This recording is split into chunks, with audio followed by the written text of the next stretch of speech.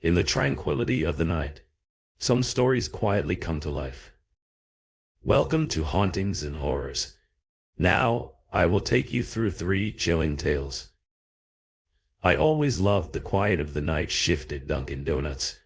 The place transformed after midnight. The usual hustle and bustle giving way to a serene calm at 42. I appreciated these peaceful hours. It gave me time to think, to unwind. So when weird customers dropped unannounced amidst my break, I used to get really pissed. And this one time I got really pissed, which kind of backfired on me. I was about to close the place when the bell above the door jingled. I looked up to see a gaunt, disheveled man enter. His clothes hung loosely on his thin frame, and his eyes darted around the shop. With a nervous energy he approached the counter, his lips twitching into an uneasy smile. From that very moment I got creeps. "Welcome to Dunkin' Donuts. What do you want?" I was so tired that I didn't even try to sound nice. The man stared at me blankly for a minute, straight ahead, then asked, "What should I have?" It sounded so idiotic that I lost it. "Decide for yourself. I'm not your dad," I answered rudely.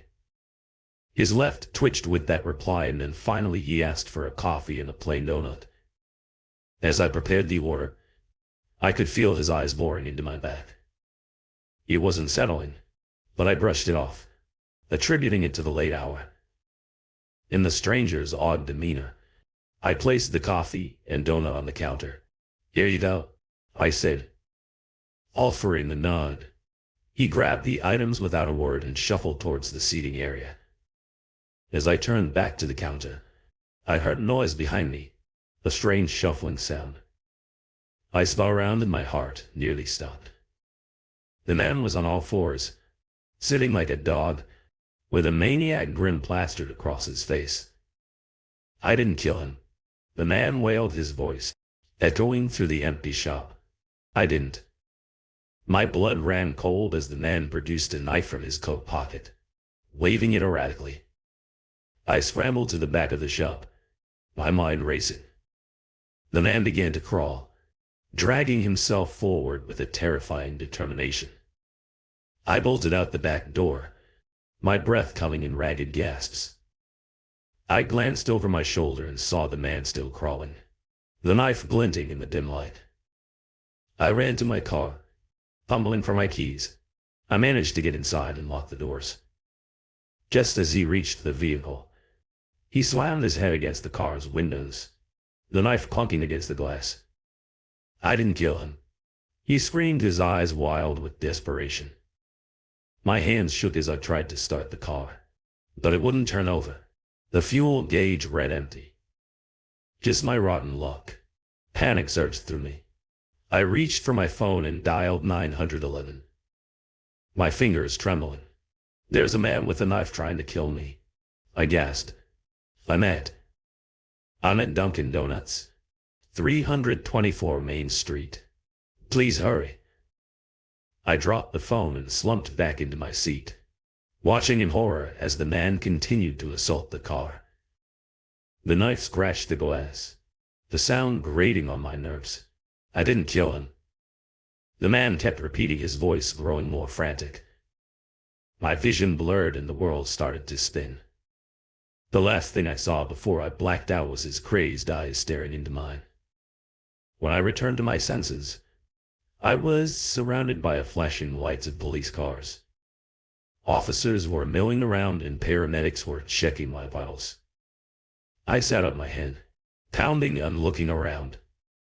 The creepy man was in handcuffs, being led away by the officers.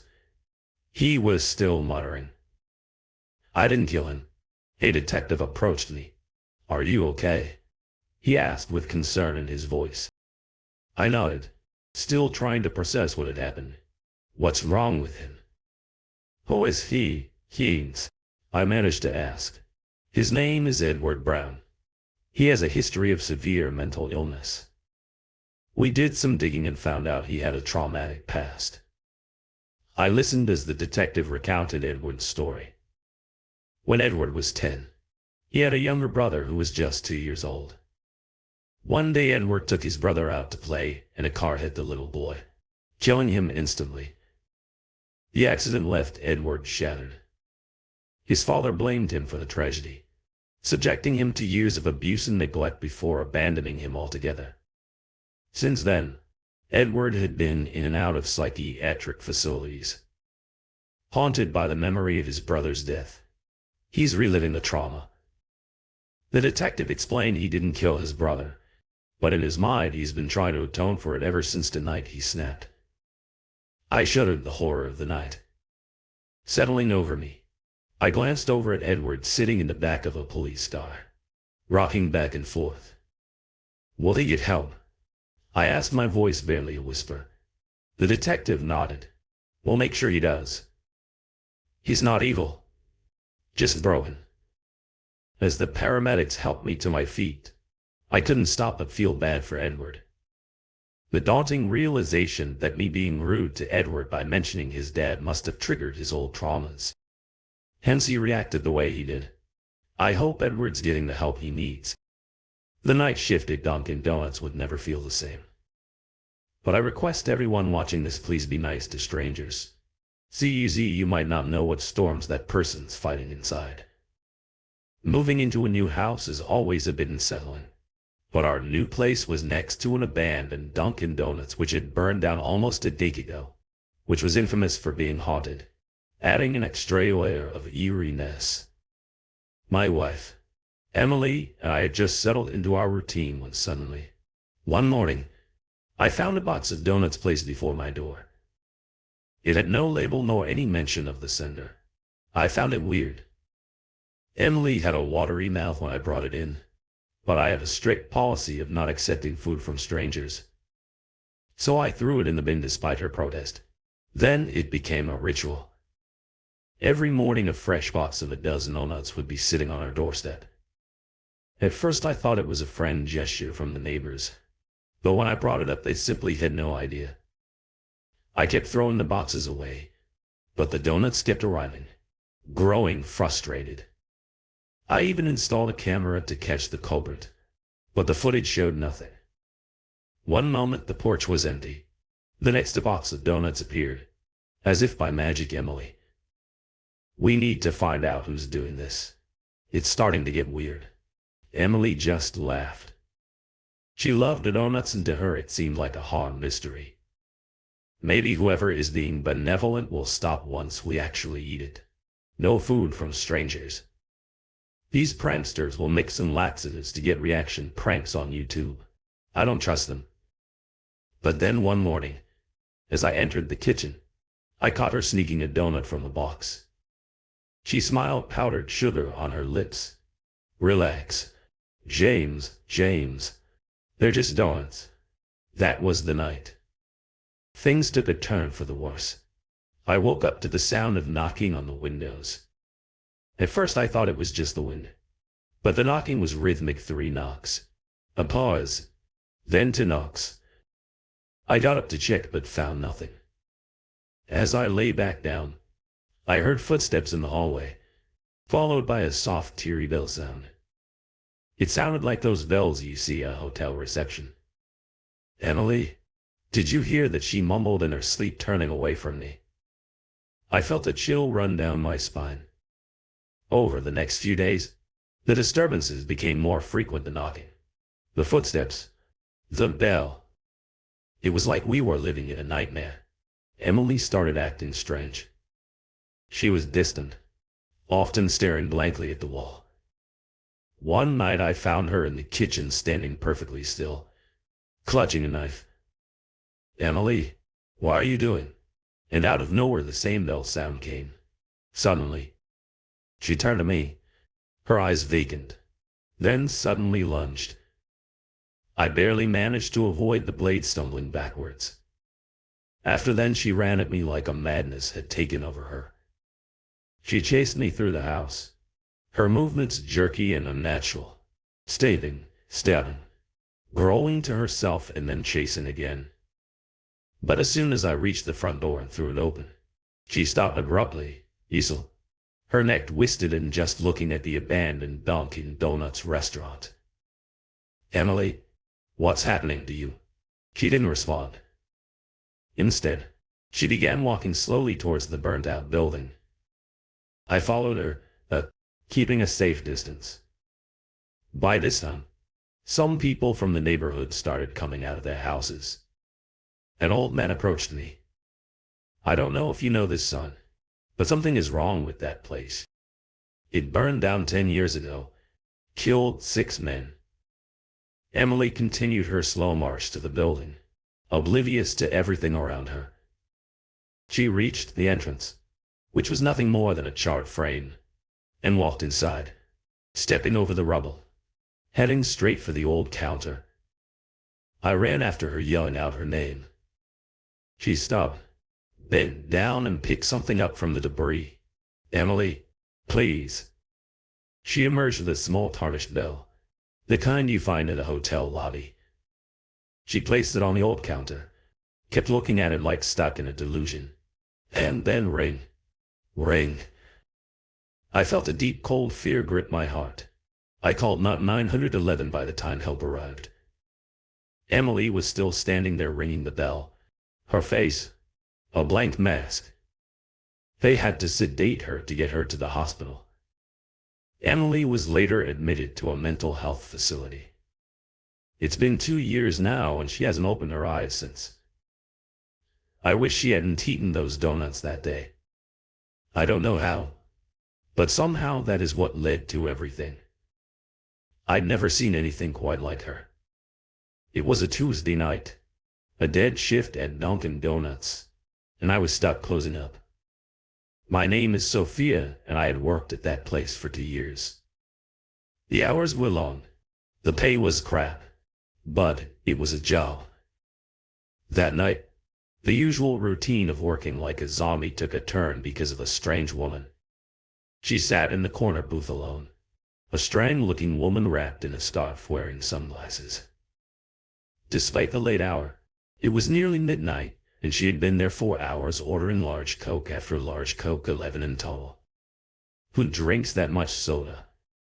There was a basket which she had placed on the table, covered completely with small holes to the side. Something about her felt off. As the hours passed, I approached her cautiously, my nerves on edge. "Ma'am, we're closing soon." She looked up, her face hidden behind those dark glasses, and said, "I will be dead when the clock strikes 12. But first I need to tell you 3 secrets. Are you okay? Do you need help?" She ignored my questions, instead continuing her voice a flat monotone. "Tonight, I seduced and murdered a congressman." My breath caught in my throat. "What are you talking about?" How? She leaned in close to her presence, almost suffocating Congressman Harold Green. I approached him at the hotel bar, charmed him with lies and promises. He never suspected a thing. We went up to his room, and while he poured us strings, I injected him with a poison arrived from a plant native to my homeland. It was painless. He didn't even see it coming. I felt a chill run down my spine. She smiled, a cruel twist of her lips visible beneath the scarf. I had to do it. He was too close, bringing in a policy which would upset the status quo between my people and yours. We couldn't allow that. "Your people?" I echoed, in disbelief. She removed her sunglasses, revealing eyes that were not human. Large, black and reflective. "As you can see, I am not lying. My race has been cooperating with your government for decades. We share knowledge, technology, and get some things in return. But Green was going to do something. He had to be stopped." I stepped back, my legs trembling. "This is insane. You're crazy." She stood up, towering over me, and I realized just how small I was compared to her. "Believe what you will, but know this. There are more like me watching. Waiting. She looked at the clock on the wall ticking towards midnight, then turned to me with those otherworldly eyes, and for the first time I saw something almost like regret.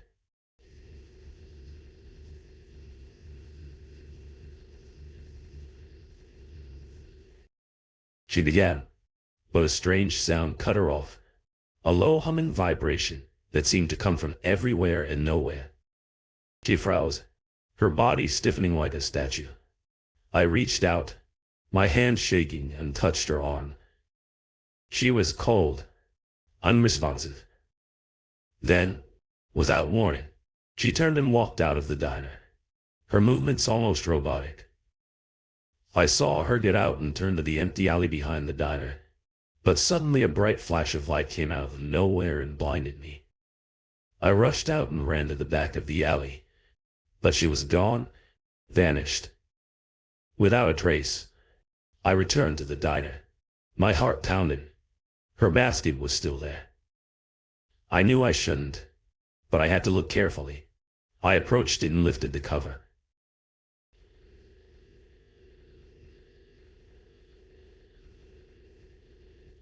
Translucent eggs pulsing with an eerie glow. This is what lack of sleep does.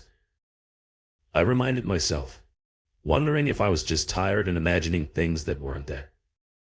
Just then the TV mounted in the corner of the diner flickered to life, a breaking news report cutting through the static.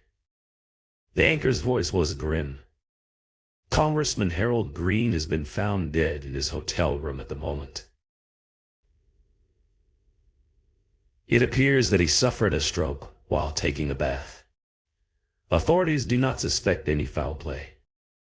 I left the basket, my hand shaking uncontrollably. This couldn't be real.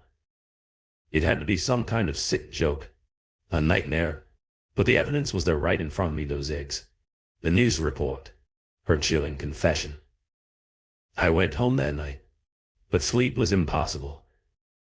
Every time I closed my eyes, I saw her face, those black, strange, soulless eyes staring into mine. I heard her voice, her final words echoing in my mind. There are more like me watching, waiting. The stories have been told, but their shadows will continue to haunt our minds. Thank you for listening. Don't forget to subscribe to Hauntings and Horrors. Turn on notifications so you won't miss any thrilling horror stories. Good night, and sweet dreams. In the tranquility of the night, some stories quietly come to life. Welcome to Hauntings and Horrors. Now, I will take you through a chilling tales. There were too many doors in the upstairs hall. Ella told her parents, but they couldn't see it. They told her not to worry. They told her there was nothing there, but there was an extra door at the end of the upstairs hall, an extra yellow door, and it didn't belong. It was the color of diseasia, and infected with spittery black veins across its face. One perfect silver knob gleamed in its center above a shadowy keyhole, and it didn't look right. The doorknob shone, with a mirror's finish and caught the light from any angle, begging for Ella to look its way. Ella did her best to ignore it, but the door knew her name and it whispered it. When she drew near SCR, the door would rasp with a voice like dried leaves. His tiny claws scraped against the other side. Tears would well in Ella's eyes. She'd hurry past her arms, laden with everything she'd need to get ready for the day. Ella would call again before she'd shuffled out of range and closed the bathroom door, cutting off its paper-thin W fails. When she'd creep from the bathroom to head downstairs, the door's voice would follow her with a furious flurry of scraping claws and tormented howls. They lingered and GEED in the back of her mind that she'd rush through breakfast so she could leave the house a few minutes sooner. School became a blessing, an excuse to be someone somewhere else at school. She could forget the door at school. She could pretend her house was like everyone else's, with the right number of doors and no eerie whispers. But at the end of the day, it was still waiting for her at the end of the upstairs hall with its nearable knob and yellow face. She hated coming home and knowing it was there. But even more than that, she hated going to sleep because in her dreams she opened the door. Every night she stood before it fighting the urge to reach out. Dread knotted her belly in anticipation of pain when her hand rose anyway to grasp the silver knob. Some nights it burned like the driest ice. Other nights it seared like a red-hot coal. Very occasionally, it did neither. Instead turning and turning without ever opening the door, and she couldn't stop turning it until she woke up. When the door did open, it revealed a swirling vortex of shadow and sound, with 1,000 voices crying in the darkness. The voices curled around her, crawling through her hair like spiders. She thrashed and swatted at their skittering whispers, but the words still tingled across her skin. She never should have listened. He sees, they said. He hears. They moan. He hungers. They wept and burrowed into her mind like worms. The shadow figure. The shadow figure they echoed in her mind and screams to her from the gaping vortex. The shadow figure. He hugs. Ella shot up with a scream that night, gasping and sweating, but alone in her bed. The clock's crimson face said midnight had passed, but not by much. Darkness enveloped her room, except where a vestigial nightlight illuminated the corner by her desk. It wasn't much, but she felt better when she saw it. She pulled the bed sheets over her head and pushed away the echoing voices. I'm fine, she swore, hugging her knees and rocking. It's just a dream. They're always dreams. The dreams will go away, like they always do. She started humming a song her mother used to sing when Ella was smaller, small enough to need the nightlight, and the panic faded little by little with every note. Just a dream. She repeated, just a dream. Ella, someone whispered from the hall. Ella froze. Ella, are you ill? Ella? It was the voice of a girl not much younger than Ella, and not at all like the voice she usually heard from the door at the end of the hall. Who are you? Ella whispered back from beneath the sheets. My name is Molly. Are you? Ella didn't move.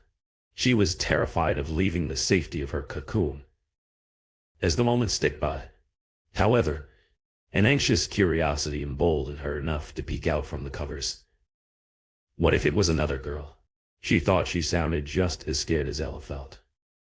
Ella crawled from her bed, clutching the sweat-damp nightshirt she'd worn to sleep, and waited when nothing happened. She stood up and tiptoed towards the bedroom door, towards the waiting yellow door, with the mirror ball knob on the wall at the end of the upstairs hall. When she stood before it, her stomach lurched, and for a moment she couldn't tell if she was going to vomit or faint. Please, the door said in a young girl's voice when Ella got close. Please, are you? Ella opened her mouth to answer, but her voice was a tiny squeak of nothing. She pressed her palms to her cheeks and smeared away the tears before trying again. Yes, she finally managed. Fine, Ella, please let me in. The door's silvery knob shook violently, rattling as if locked and jostled by someone on the other side. Ella stumbled back with a gasp, staring at the shuddering alien knob. Let me in a sentence. Ella, please. I can't stay here. Please help me, let me in. Ella dropped to her knees when her legs gave out and she screamed. When she looked at the door level with the shadowy keyhole below the rattling knob, she stared directly into a very human eye. Tears shimmered in the other eye as they shimmered in Ella's. It darted around wide and white with fear, as if searching through the hall. And then, without warning, the keyhole became shadow and the silver knob still, and the girl on the other side of the door began to cry. Please, Ella, she pleaded. He's almost here. The shadow figure, Ella whispered as a chill slithered up her spine. Molly sobbed quietly. Ella scooted closer to the door, her fear growing colder. When the girl from the other side didn't answer Molly, silence fell, as if it had always been there. She couldn't hear Molly crying anymore, and even the house was too quiet behind her. Ella put her ear near the door and held her breath. She waited. Minutes passed, but it couldn't have been minutes. Nothing moved. Nothing whispered. Nothing cried. Nothing stirred. She couldn't hear anything but her own racing heart. Was she gone? Molly.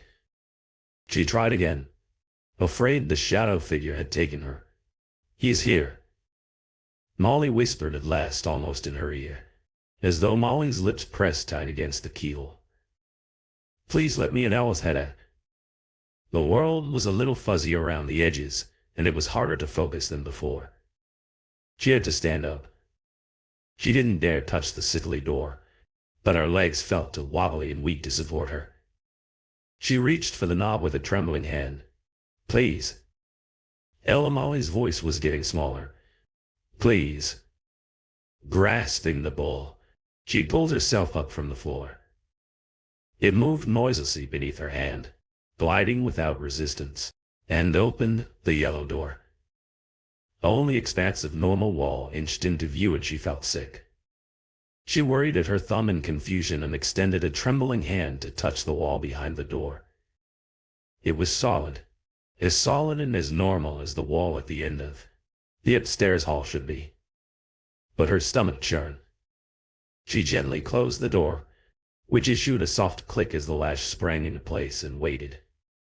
She hardly dared to move or breathe as she listened to the night, waiting for the door to speak again. Hours passed in oppressive silence, even though it couldn't have been hours, and the door had nothing to say. Ella grew sleepy to keep standing. Too sleepy to remember why she was standing so still at the end of the upstairs hall. It was time to go to bed. It's just a dream, she remembered, turning away and rubbing at her eyes. They're always dreams. Shuffling to her bed was like swimming through jello, and most of the way there she couldn't keep her eyes open. Luckily, she knew the way the dreams will go away, like they always do.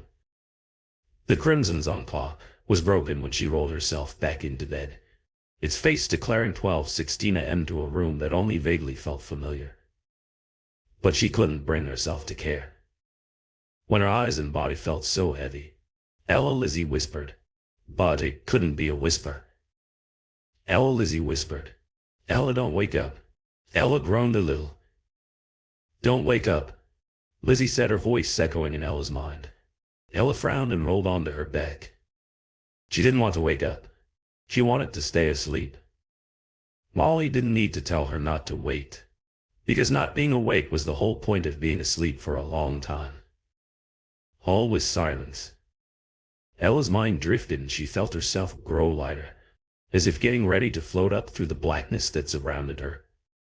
She could feel the cold sheets beneath her then, and for a moment she thought she heard the papery thin rustle of leaves in her room. He's here, Lizzie whispered at last. Please don't wake up. Who's here? Who's here? Ella wondered, as she steadily rose his hollow face. An eerie mask with hollow voice at doors will ask to be invited into bask above his favorite midnight task. A strange tingling worked its way up Ella's body, as Molly recited. The haunting RHY in a disconcerting monotone. Clarity inched its way towards her, slowly melting away the fog of sleep. Hadn't she been dreaming? Was she still dreaming? Something was wrong. He's waiting inches from your face to do the first thing. Your eyes, Grace, but keep them shut, or else embrace a hollow shell to take your place.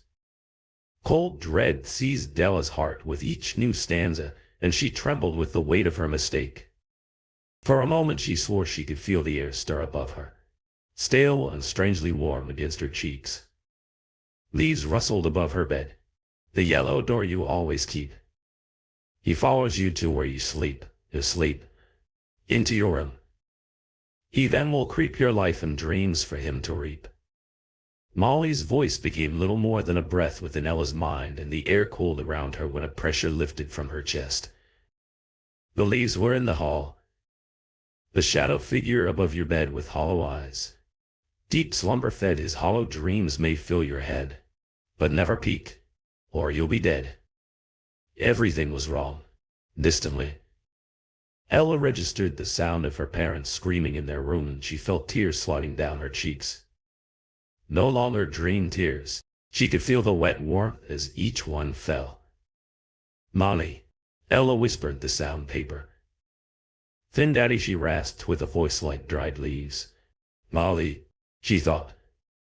But Molly did not respond. Silence fell over the house, and Ella knew nothing would ever be right again. From the hall, outside her bedroom door, Ella heard the soft click as a latch sprang into place and waited. Silence filled the house again. The leaves were gone. Sunlight peeked through the curtains, and the crimson clock said it was 7:45 a.m. Before she felt it was safe enough to open her eyes and leave her room, the yellow door with its mirror. The evil mount stared at her from the wall at the end of the upstairs hall, and the house was still to quiet. It was a different quiet than before, though a different quiet than from her dream.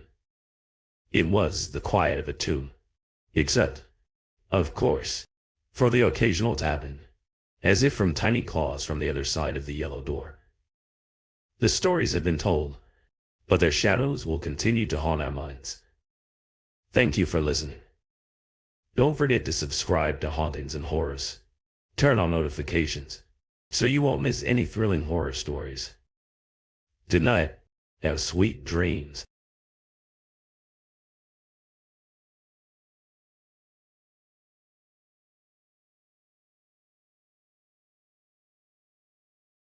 In the tranquility of the night, some stories quietly come to life. Welcome to Hauntings and Horrors. Now, I will take you through a chilling tales. What a steal. I thought I couldn't believe my luck when I was browsing the net for houses. My hand had been forced lately, as my landlord was selling the place that I was currently renting. In fact, I'd been renting for the past 8 years. This was my home, and now, unless I found a new place soon, I would soon be homeless. Over the past decade, I'd luckily been able to put some money away into my savings account for a rainy day. Thankfully, that rainy day had never come. I had a job that paid decently well. My rented apartment was in very good condition, and my car was very reliable. I'd always taken care of my teeth as well, so didn't have to pay exorbitant amounts for any dental work. I didn't even spend any money on takeout. As a result, I had a sizable nest egg sitting in my account, doing nothing enough for a deposit on a house and maybe some renovations to boot. I'd always wanted a big place. Since I was little, I would see millionaires having huge mansions filled with exciting and interesting things. They'd have swimming pools, tennis courts, and a huge driveway big enough to fit 10 cars. I thought that this would always remain a pipe dream until I spotted a post online amongst a list of houses for sale. Most were very modest. With my budget, I was expecting to be able to afford a one-bed, one-bath house at the most, and probably not in the safest area. I could just rent again, I thought, but I wasn't getting any younger and had to think of my future. I may as well just be setting my monthly rent payment on fire for all the good it's doing me. Nestled amongst these houses, I spotted a listing for what looked like a much bigger place. I had to do a double take to make sure I was reading things right, because after a second look it could be considered a mansion. For all intents and purposes, it must be a typo, I thought as I read the listing in more detail. Plastered over the listing were phrases such as needs work, considerable red add-ins required, a true fixer-upper, and many more. Looking at the numerous pictures provided of the inets of the property, it definitely looked like it could do with some work. Sure, the wallpaper was faded and not very modern. The carpets were dirty and frayed. Some of the brickwork was damaged, and the bathrooms had seen better days. Considering the price, though it seemed too good to be true in hindsight, it absolutely was. Considering my tight time frame before being evicted, I swiftly called the estate agent and arranged a viewing. I wasn't sure if I would ever get a deal like this again, fully expecting to have a lot of competition for the place. I was very surprised to hear that the estate agent could see me that afternoon. I jumped at the chance. Sable Manor was the name I was given, along with direct directions. It was a full hour's drive from where I currently lived, but I was eager to move out of the suburbs anyway. I enjoyed my peace and quiet, and after looking at an online map, it certainly seemed as though I would get it. I jumped into the car, entered the address into my save, and set off excited to see potentially the home of my dreams. After coming off of the motorway, the save event eventually asked me to turn right off of the main road onto a quaint country road. Either side of the road were open fields filled with countless sheep, cows, and horses. I could get used to this, I thought. As time went on, the road began to get narrower and narrower. The surface of the road also got worse and worse. However, undeterred, I pressed on. After 15 minutes or so, it was announced I had reached my destination. I slowed the car to a stop, and I found myself sitting at a dilapidated wooden front gate. There were some rusted iron letters on the brick pillar next to it. Sable Manor. As I was taking in the scenery, I could hear the rumble of metal behind the gate. It slowly opened to reveal the estate agent I had spoken to a few hours beforehand. He beckoned me to drive through the gate with one hand, as he held the gate open with the other. I slowly navigated the car through the opening, lowering my window to briefly greet him before making my way up the gravel path. The substance crunched beneath my wheels, as I could see the estate agent closing the gate behind me in my rearview mirror. Slowly crawling my way up the path and curving around to the right, the manor came into view. The outer facade of the building was certainly in need of repair, but for the price they were asking, it wasn't the end of the world. In fact, with a bit of love and attention, it seemed as though this could be my forever home. I climbed out of the car and waved to the man crunching his way up the path. He had the same vacant, slightly uncanny smile the all-estate agent seemed to wear. We briefly greeted each other, at which point he unlocked the large oak door and let us inside. The door swung open with a huge creak. We stepped into the ground foyer of the building. The floorboards creaked under our weight, and the large room was punctuated by a huge rustic fireplace. It had a huge set of what I assumed were deer antlers over the hearth.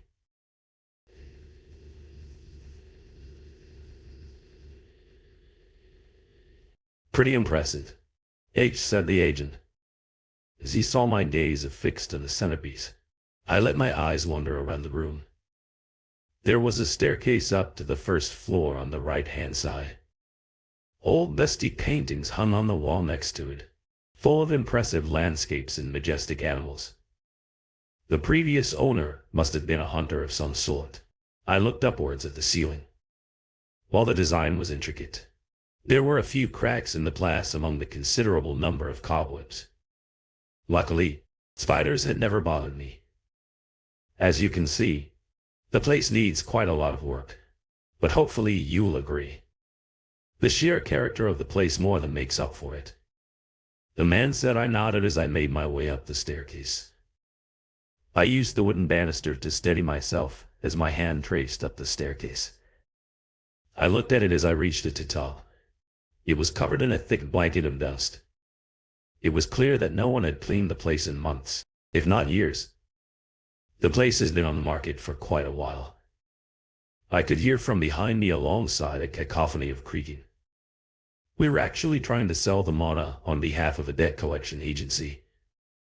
By all accounts, the previous owner owed quite a lot of money. This piqued my interest. Oh, really? They must have been quite well off to own this place. Surely you would think so, wouldn't you? But as I understand it, they inherited the manor from a distant member of their family, some long-lost uncle, I would imagine. They lived here for quite a few years but didn't have a regular job. Apparently, best guess is that they made some money here and there from selling game to butchers, pheasants meat. You get the idea. But, as you can probably get, yes, they didn't have enough cash to renovate. As I poked my head into the various rooms on the first floor, I nodded my head and murmured in the affirmative to let him know I was listening. Something began to gore at me, though, as he was speaking.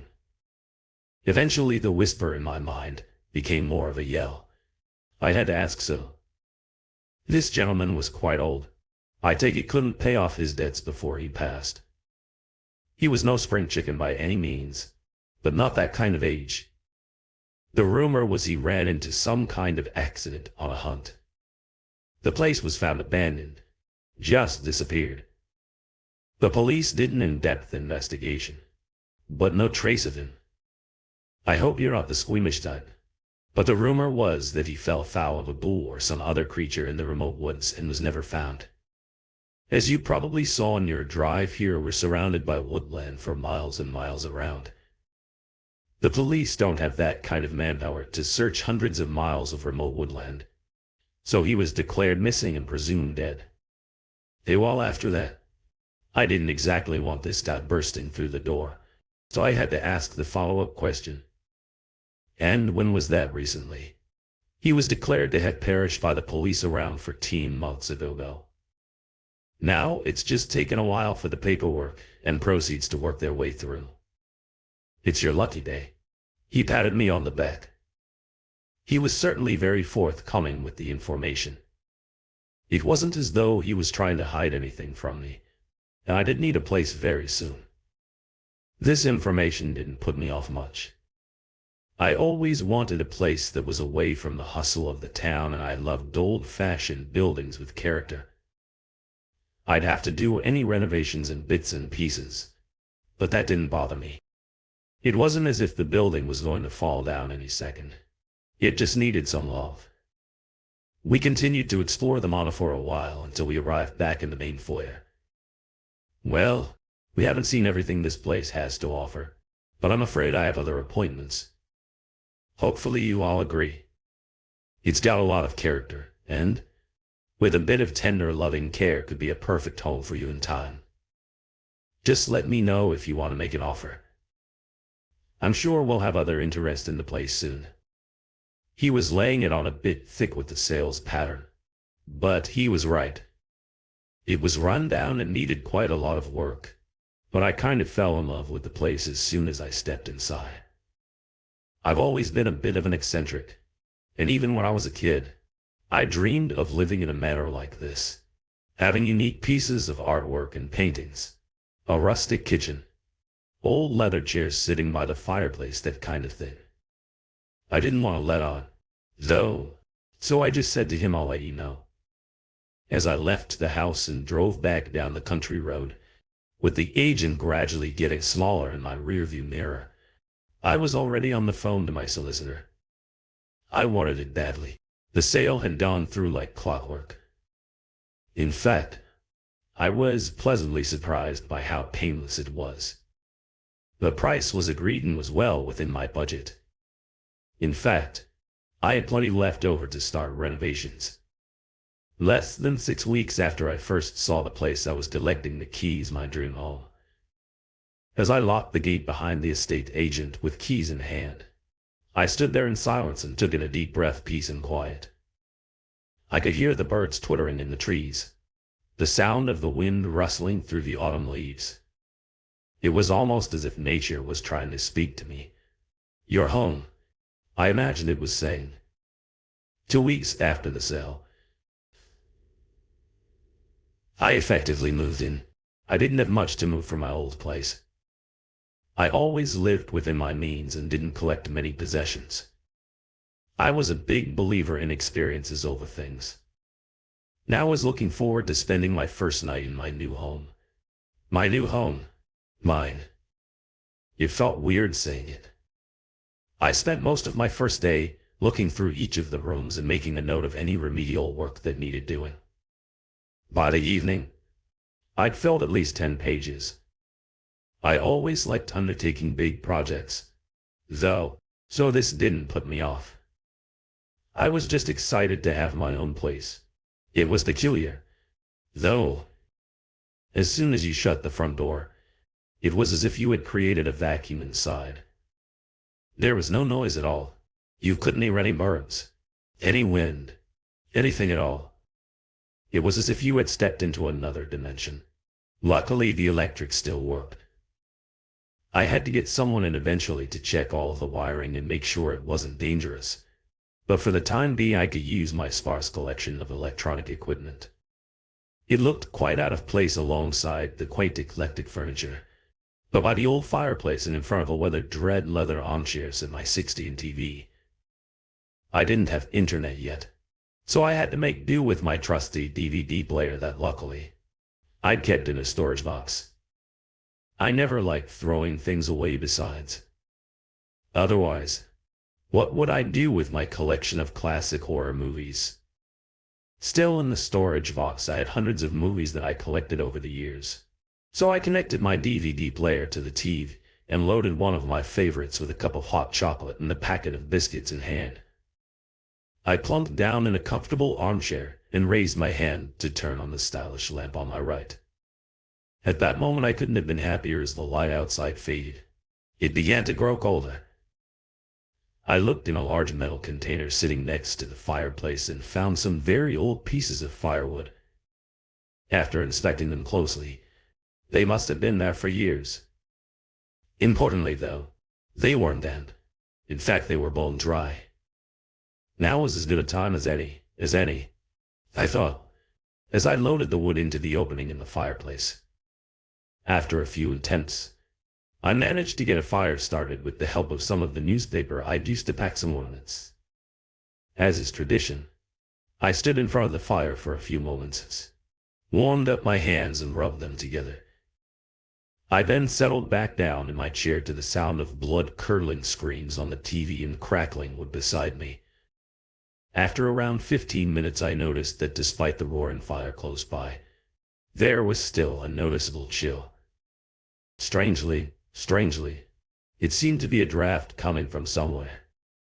I was some distance from the front door, so it couldn't be that I scanned around and I wasn't close to any doors at all.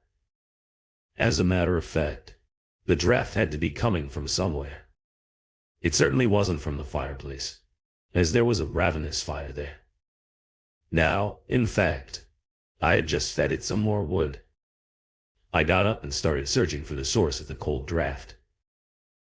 I've made my list of renovations and improvements now and didn't want to miss any. I wanted my new home to be nice and cozy. After a while, I loved nothing more than in warmth while it was cold outside. After a while of searching, feeling along the cracks of the various doorways and floorboards, I realized that the cold air was coming from the middle of the room in the area just to the left of the bottom of the staircase. I couldn't see anything, though. All I could see was the tattered old Persian rug laid on the floor covering the floorboards.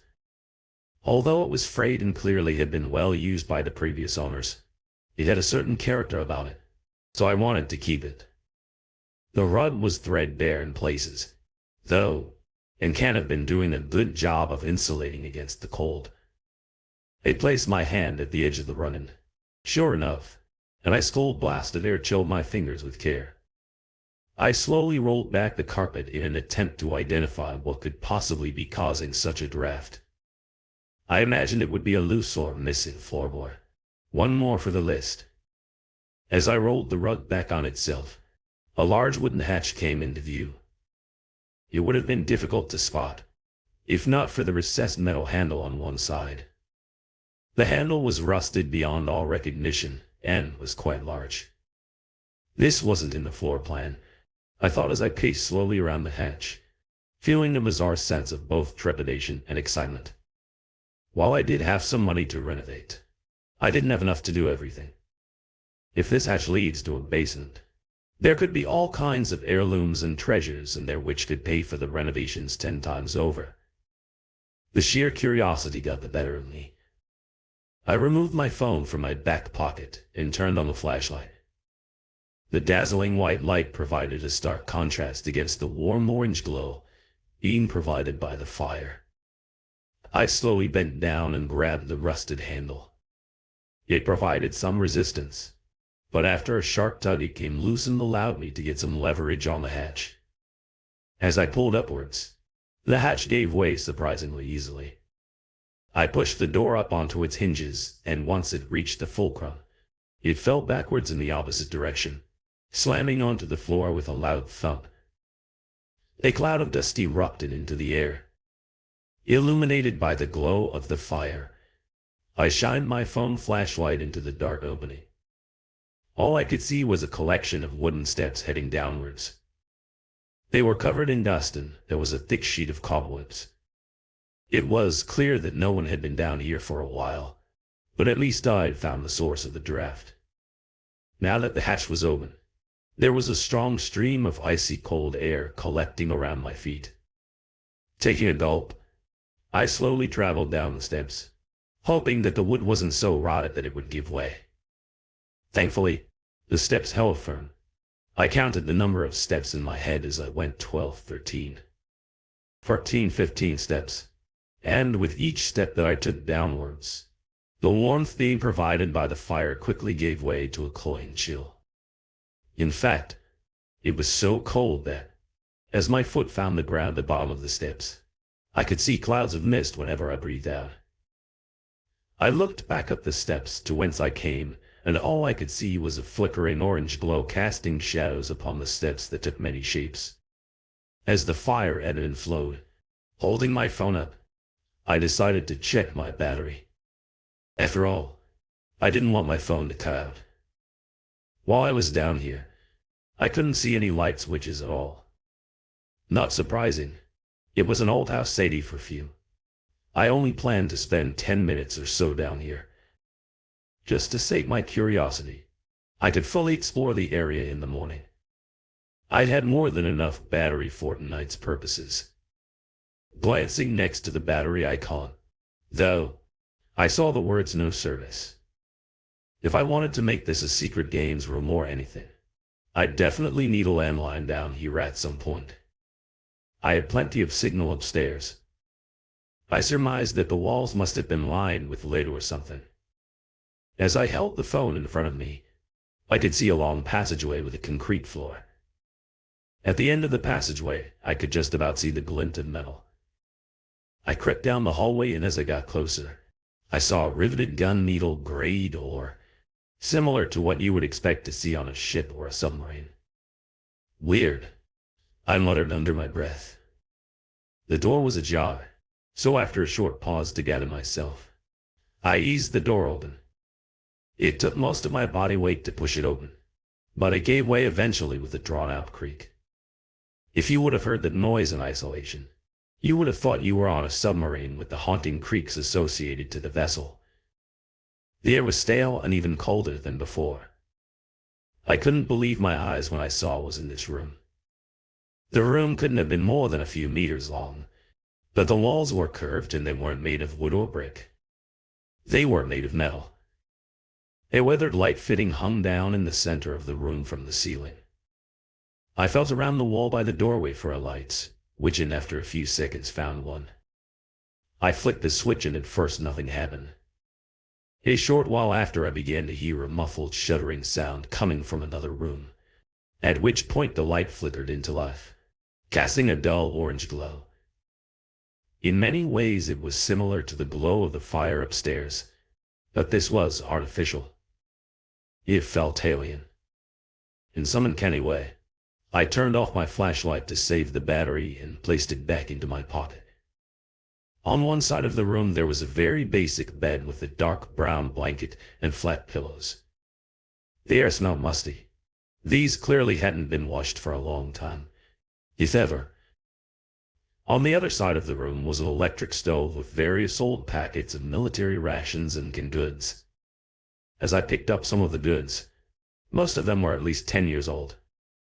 I didn't want to try any of them right now, but it sounded like quite an interesting project for a day in the future. As I placed the cans down, the realization dawned on me this must be a fallout shelter. That would certainly explain the lack of phone reception. The idea always fascinated me, but I'd never seen one in the wild. The old owner of the manor must have been a survivalist of some sort. I surmised that would certainly explain the antlers and other paraphernalia. In the rest of the manor, Towards the back of the room, I saw another doorway stepping carefully between the cooking and the sleeping areas. I walked through the opening. Here was another small room smaller than the one I just left. The loud shuddering was much louder. Here, grabbing my phone from my pocket again, as I couldn't see another light switch, I pointed it towards the source of the noise, a generator that would explain the light suddenly working. The walls of this room were completely bare metal again, but rusting in some places recessed into the wall. Close to the generator I could see a small wash basin and toilet. I'm not sure they'd ever been used. Walking up to the basin, I turned the tap with great difficulty. It spluttered loudly for a good 10 seconds, but eventually brown water started to spurt through the opening. Water must have been sitting in these pipes for years, I said to myself. I quickly turned off the tap. It was much easier to turn now that I had loosened it. I moved the light in my hand around the small room and noticed another aperture opposite to the generator. It was another riveted metal door identical to the first. This one had a glass porthole of sorts. The air was ice cold. Now I began to regret not wearing more layers. I shone my torch through the glass, but it was incredibly cloudy. I couldn't make out anything at all. The door had a large letter, almost like you'd see on an air-low-CK. Taking a deep breath, I moved the lever downwards. With that I could hear a sharp intake of air, as if a vacuum seal was broken.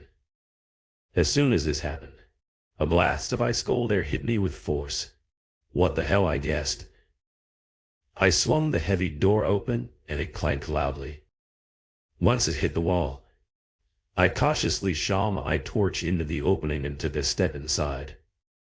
The concrete floor in the room had tiny ice crystals on it which crunched as my shoe hit them.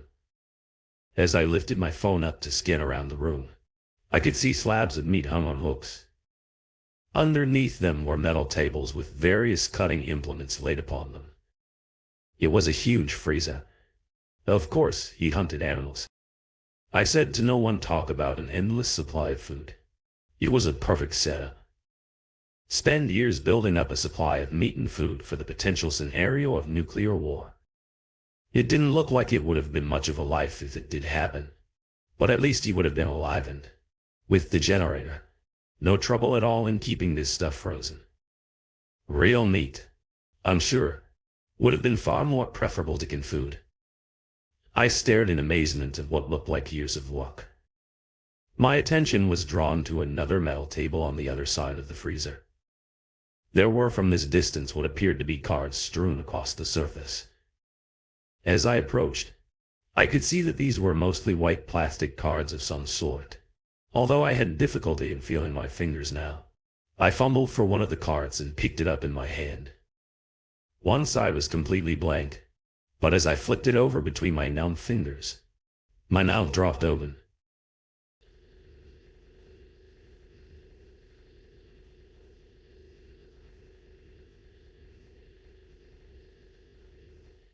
I was faced with the image of a bespectacled man. He had long ginger hair and a scruffy beard. While the beard did him no favors, it looked like he was no older than 35. In fact, I could tell exactly how old he was to the day. He was 33 years and 143 days old. I knew this because the card contained his birth date next to his picture, along with his address. It must have been a driving license or some other form of ID. Was this the mysterious hunter who disappeared? His name was William Smith. Then my eyes wandered from the card in my hand to the dozen other cards on the table. Grasping another, I was faced with the picture of another person, this time a young woman with shoulder length, black hair, no older than 21. Again, this had her birth date on it, so I knew for certain she was approaching her 20th birthday. This person's name was Emily Brown. Frantically, I began picking up the other cards clumsily in my hands. James Miller, Nora Wilson, Michael Davis, Sarah Johnson. All in all, there were 16 ideas here. What the hell? I mouthed silently as I held the cards in my hands. In panic, I pushed one of the huge slabs of meat with my full body weight out of the way and pointed my phone towards the door to get out as soon as I could. But before I could do that, my attention was drawn to yet another metal table in the corner that had been previously obscured by the hanging meat. I almost threw up in my mouth. Sitting there on the table, gray and frosted, was a human foot severed at the ankle. As my eyes widened at the realization, I let out a loud primal scream in terror and stumbled towards the opening. My foot slipped from under me in the panic and I came crashing to the floor, bringing the table containing the ideas down with me in a clatter and crash of metal. With that, my phone slipped out of my hand and smashed on the concrete floor. Luckily, there was still some ambient lights coming from the main room that I could use to find my way. With my ankle throbbing, I struggled to my feet and began retracing my steps out through the bunker, hobbling every step of the way past the rumbling generator, past the dilapidated stove, past the military-style bed. As I steadied myself on the wall, with one trembling hand, I grazed something in the lights which flicked off. Too terrified to care, I held the narrow wall on both sides with my hands. The glow from the fire upstairs was acting as a beacon for me. I needed to get out. Every step was sending bolts of pain through my leg, but I struggled along. I just had to make it up those 15 steps. As I placed my foot upon the bottom step, I heard a prolonged creak. The comforting orange glow of the fire emanating from the opening above me became dimmer strange in the space of a single second. Another loud creak, followed by a tremendous thump, and then darkness. December 1st, or at least I think that's what the date is. It's difficult to tell anymore. I've been counting the days by my number of sleeps, as I can't see any daylight. I haven't seen any daylight for at least a month. This place is a pen and paper. That's how I'm telling you this. If I didn't have this, I think I would go insane. I write stories just like this one. Only this one is real.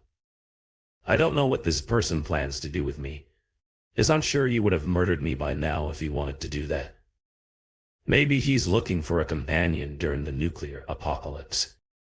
Maybe he's planning on hunting me for sport. I don't know. I can't bring myself to eat the human flesh. I'd sooner starve. I've been surviving on the canned food. There should be enough to last for another month, maybe 2. Before long, though, there will be nothing left beside what's in the freezer. If anyone ever finds this, tell my story, and I hope you get revenge on whoever has done this. Unless, of course, they get you too. The stories have been told, but their shadows will continue to haunt our minds. Thank you for listening. Don't forget to subscribe to Hauntings and Horrors. Turn on notifications, so you won't miss any thrilling horror stories. Good night, and sweet dreams.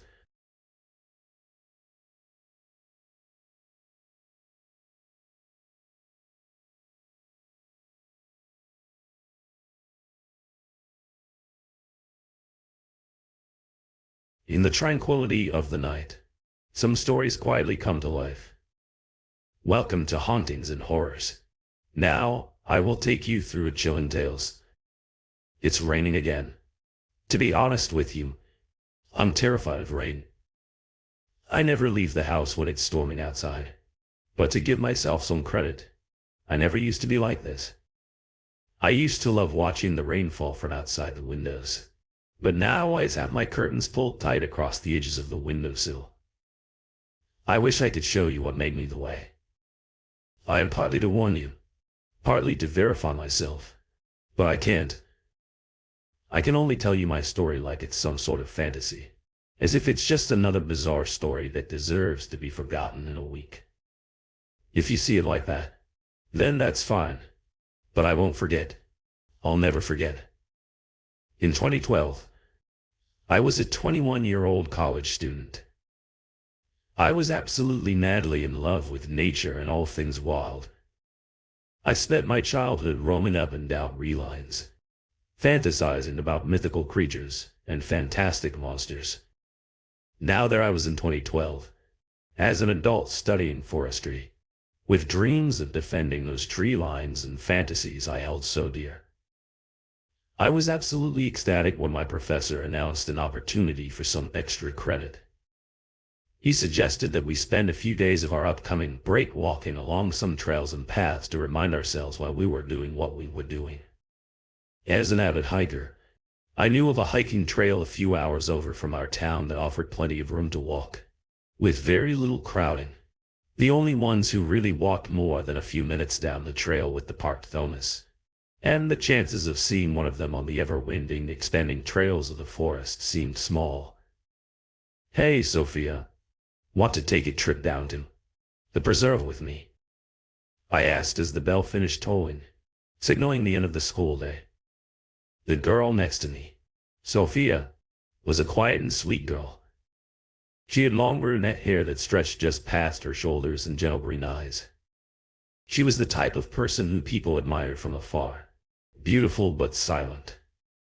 A passing joke or compliment would make her smile, but she'd very rarely comment back to most. That would make them move on to the next person. To me, that made me want to be closer to her. We'd been friends for a while. At this point, whether or not any sort of romantic intent was between us, I couldn't say. We just knew that we connected on some sort of level. Yeah, of course. Just tell me." When she looked into my eyes with a soft smile on her face, I smiled back at her. I hoped this trip would turn out well. A few days passed. Sophia and I spent our free time in stores, gathering food supplies and tents together. Soon enough, we were all packed up and ready to head out. We took my small car with our bags tied down on the roof and took the highway a few hours east. By the time we got there was mid-afternoon. Still plenty of time to walk, but also a bad time to find party. There were plenty of people here walking their dogs, setting up lunches and walking the paths. "I thought you said it'd be quiet," Sophia asked with a slight snigger. I rolled my eyes in response. "I'm sure these kids aren't planning on hiking a few days in. It'll get quiet." I promise. I spat around and began taking our large packs off of the roof of the vehicle. For as big as they were surprisingly easy to carry. Sophia slipped the straps over her shoulders and waited for me to start heading towards the pond. As we approached the trail's entrance, we saw Rain Anger loosely standing guard. "You guys heading in?" he asked. There was no hostility or caution in his tone. He was just merely asking a simple question. Yeah, that's all right," I said, questioning the fit middle-aged man. "Of course. Just let me know your names and take my card. If you need anything, call down to the station. There's a couple of Thomas shacks deeper in. Feel free to use them if you need to, just make sure to clean up." The Thomas gave a welcoming smile and handed me a small business card for the local Thomas station. "Thank you. Oh, my name's Ethan." This is Sophia gave a small nod at the Thomas and he nodded back respectfully. "Well, Ethan and Sophia, you enjoy yourselves out there. We'll be patrolling around. So if you see us, don't be scared to say hi with those words." The Thomas backed away from the entrance and we began our tirade. We spent half of the first day slowly walking in quiet appreciation. There's something so liberating about walking with no time limit. It's like all of the world's stresses slide right off your back, and the only thing you have to worry about is yourself. In that exact moment, you're all that matters. No bills, no studies, no cares. Just avoid snakes and strange plants, and you're all set. It wasn't too long into our journey before the sun began to nestle itself behind the trees, and the warm but steadily dropping temperature of the late afternoon's winds began sweeping under our sweaty clothes. "Let's find a clearing to settle into," Sophia said, her head tilting from one direction to the other, looking for a place to set up. I nodded in approval and saw a small opening further down the path, clearly made by others who took a similar trip. It only took a few minutes to set up our tents in the clearing and to start a small fire. After all that walking and hard work, we were finally ready to be off our feet for a while. Sophia plopped herself down on the opposite side of the fire I was sitting at and pulled out a granola bar to eat. I felt a rumble in my stomach and pulled out one of my own. "This place is really beautiful," she said, taking a large bite out of the bar. Yeah. Haven't seen many animals yet, though." I had wrapped my food and placed it on my lips, ready to take a bite. I quickly glanced over at Sophia and froze in the increasingly darkening forest. Just off the trail, just behind, Sophia was something about the size of half a football. It was cloaked in the darkness, but I assumed it had to have been some sort of small critter. I began to squint my eyes trying to focus on it, but whatever it was seemed to fade out of existence, going straight into the ground. "Everything all right?" Sophia asked. I realized it must have seemed like I was staring at her with food half in my mouth. I laughed and shrugged, shaking my head softly. Yeah. Sorry. I thought I saw an animal or something off in the woods."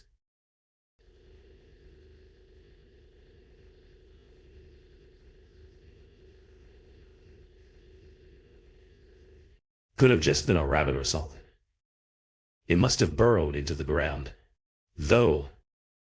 My friend peered over her shoulder into the silent woods and looked around. I knew she wouldn't see anything whatever. It was left. As quickly as I caught sight of it, we ended up finishing our meal, extinguishing the fire and climbing into our separate tents. I slept like a log. All of that walking put me out like a light. It wasn't until the morning that I woke up. I stumbled out of the tent, nearly tripping on the small fabric ledge at the exit of my portable shelter. The hot and humid summer's morning sun hit me like a pile of bricks. "Just so you know, I think we need to watch out for snakes," Sophia said softly. While I was wiping my brow, I looked over at her to see her undoing the tent supports from the forest floor. "Did you see one?" I asked, bending down and following suit with the camp cleanup. "I think so. I heard something rubbing on the bottom of my tent last night." I opened my eyes and the indents on my walls looked like a pretty thick snake tried to WLE its way in. She didn't seem bothered by the potential late-night visitor, so I kept her warning in my mind, but continued on. As our journey went on, we realized that every step we took, there was another blotch in the sky. Somehow a storm was brewing overhead that none of the forecasts we watched warned us of how much longer until it rained. Sophia was interrupted by a large thunderclap nearby in the clouds. I felt the earth tremor below us before a few raindrops began falling from the dimly lit sky. "Thanks, Sophia," I said, arching my head towards the direction. She scoffed and I laughed. The rain was little more than a small drizzle at that point, but it was clear it was going to get worse. "Let's hurry and find a place to set up." I watched as she began to increase her pace, slowly moving from a walk into a jog, heading deeper down the trail. I followed suit right next to her for a while. It seemed like we weren't going to find a clearing anytime soon. We were already on the verge of being considered, undoubtedly drenched in. To our luck, at that exact moment of thought, another strong explosion of thunder erupted from above. This time the floodgates were open. Rain began to fall with a purpose and with enough force to erupt on impact, splashing everything nearby with the dropped watery contents. "Hey, right over there," I heard Sophia yell out, just barely audible, through the thunderous rain. She was running off of a main path down a small side trail nearby. I looked at where she was heading and saw a small cabin. I ran off the path with her. With each step, more and more mud thrust itself against my legs. I increased my speed hoping to catch up to my light-footed friend, but something caught me off guard. The tip of my foot slid underneath something, and my momentum carried me downwards, face first into a mud bath. For a few seconds I was dazed, just lying down in the running bit.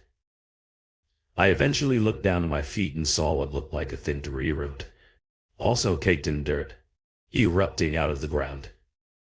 But as my eyes kept on the root, those initial assumptions fell to the wayside.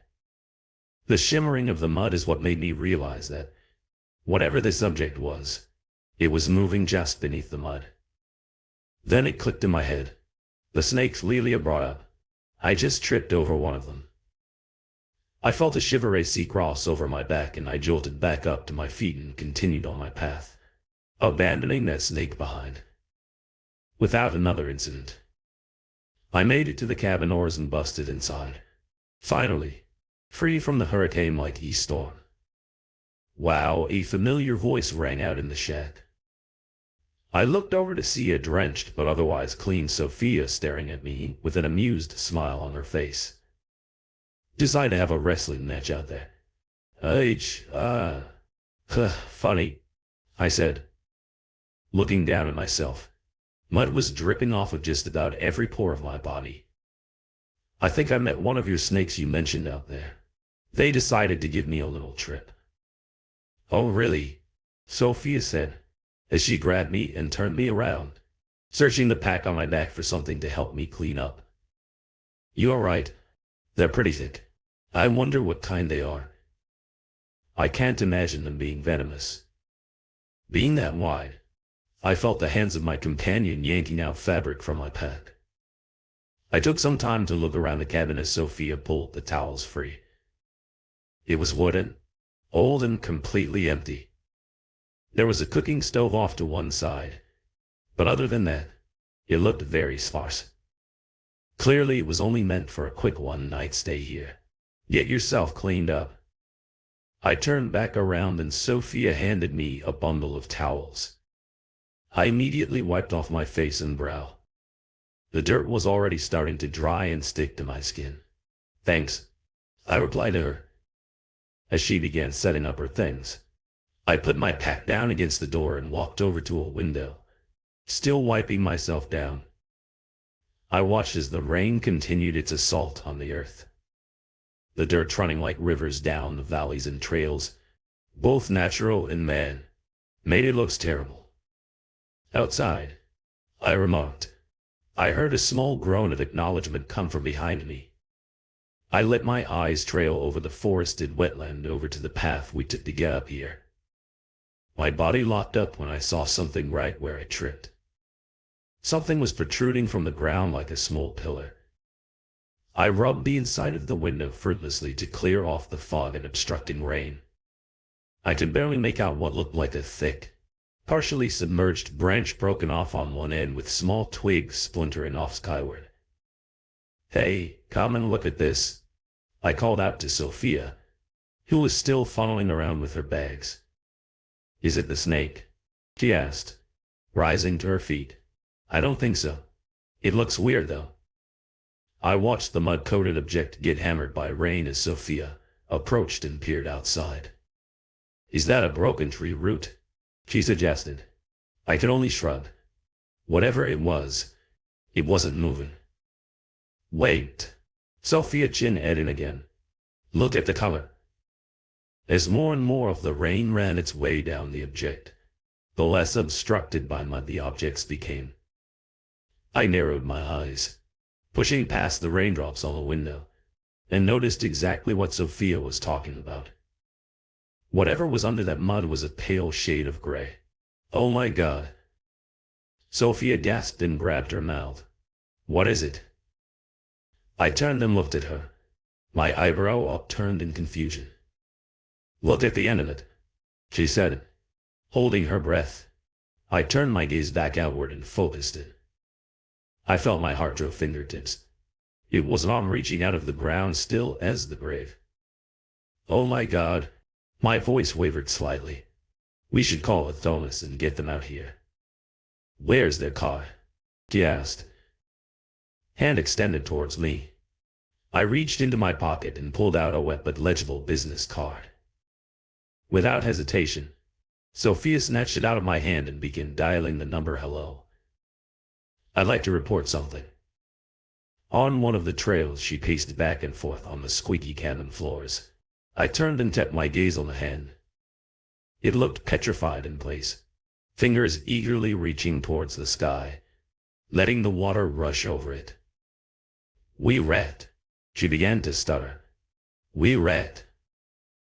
I heard the voice on the other side of the phone chirp up, and Sophia nodded. "Hey, Ethan.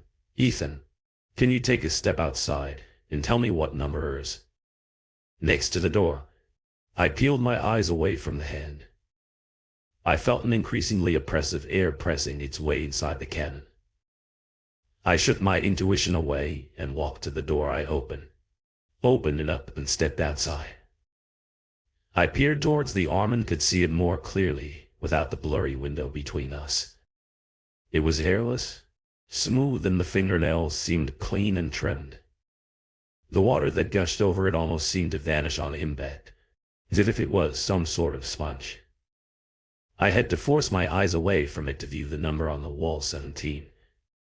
I took a deep breath, repeating the number in my head before the sound of a loud clap echoed off behind me. I jumped slightly on edge. I turned back towards the direction of the arm and saw nothing in its place, just the mud quickly running down the trail. I swallowed hard and rushed back inside the number 17, but I think the arm fell back into the mud. It's not there anymore. Sophia's eyes went wide as she relayed that information over to the dispatcher. It wasn't too long until she pulled the phone away from her ear and hung up. They told us to stay put and that this storm was not going to pass anytime soon. They said they've got a Thomas on the way and the police had been informed, but it might take them a while to reach us out here. I bit my lip and looked back outside towards the empty path. I hope it didn't get dragged away by the current, I mumbled. Sophia came up right beside me, joining me at the window. "I'm sure they'll be able to follow that mud slick down to wherever it goes on the bright side. That rain cleans you up a bit." She gave a reassuring smile, and I looked down at myself. My clothes were still riddled with mud, but the rain on my skin seemed to have washed away most of the dirt. "I guess that's always a plus," I said stoically. "Come on, Ethan, let's make ourselves at home. At least I'll just lock the door in case." "Well, you know," her voice trailed off, "in case there's a killer out there." I mumbled at her as she walked over to the door, flipped the lock. She turned around and averted her eyes from my gaze, choosing instead to continue her mission of getting set up. After a few minutes of silence, we had our food laid out in front of us. We'd agreed that once the Thomas got here, our little expedition was over. We'd seen more than enough in just the past 2 days than we could have in a lifetime. "Let's eat and try to get some sleep," I said, chewing down on some extra rations. Sophia nodded and joined in on the feast with full stomachs. We set up for bed. I noticed my friend kept looking out towards the darkened windows. I could feel tension in the air. "Everything all right?" I asked. Sophia shook her head dismissively. "I just feel weird, like I'm being watched." "I'm sure it's nothing, but just to be safe." She ripped off her pillowcase and then mine before walking over to the windows and draping them over the glass as makeshift curtains. "I just don't want anything looking in at us while we sleep." "I don't blame you." I made my way to my bedroll and cased less pillow before lying down, trying to get comfortable. Sophia did the same. It was a few hours into the night before I heard Sophia's hushed voice. "Ethan, wake up. Do you hear that?" I opened my eyes, less groggy than I expected, and met Sophia's gaze. She was staring at the wooden door of the cabin. I spent a few seconds watching the door before I lightly saw the handle jiggle. Someone was trying to get in. "What do we do?" Sophia asked. I was speechless. "Maybe it's the..."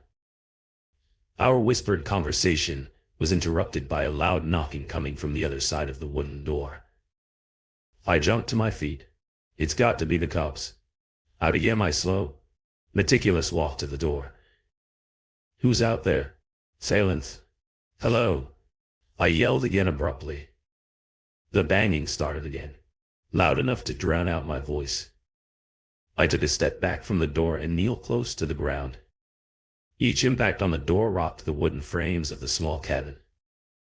I watched as one of the pillowcase curtains began to slowly slip off the window. No, Sophia whispered, tears in her eyes. I rushed over to the window just as the fabric fell and was met face to face with the darkness outside. The banging on the door stopped suddenly. I very carefully kneeled down and grabbed the fabric in my hands to toss back over the window. Thud! Appearing out of the darkness was the palm of a hand.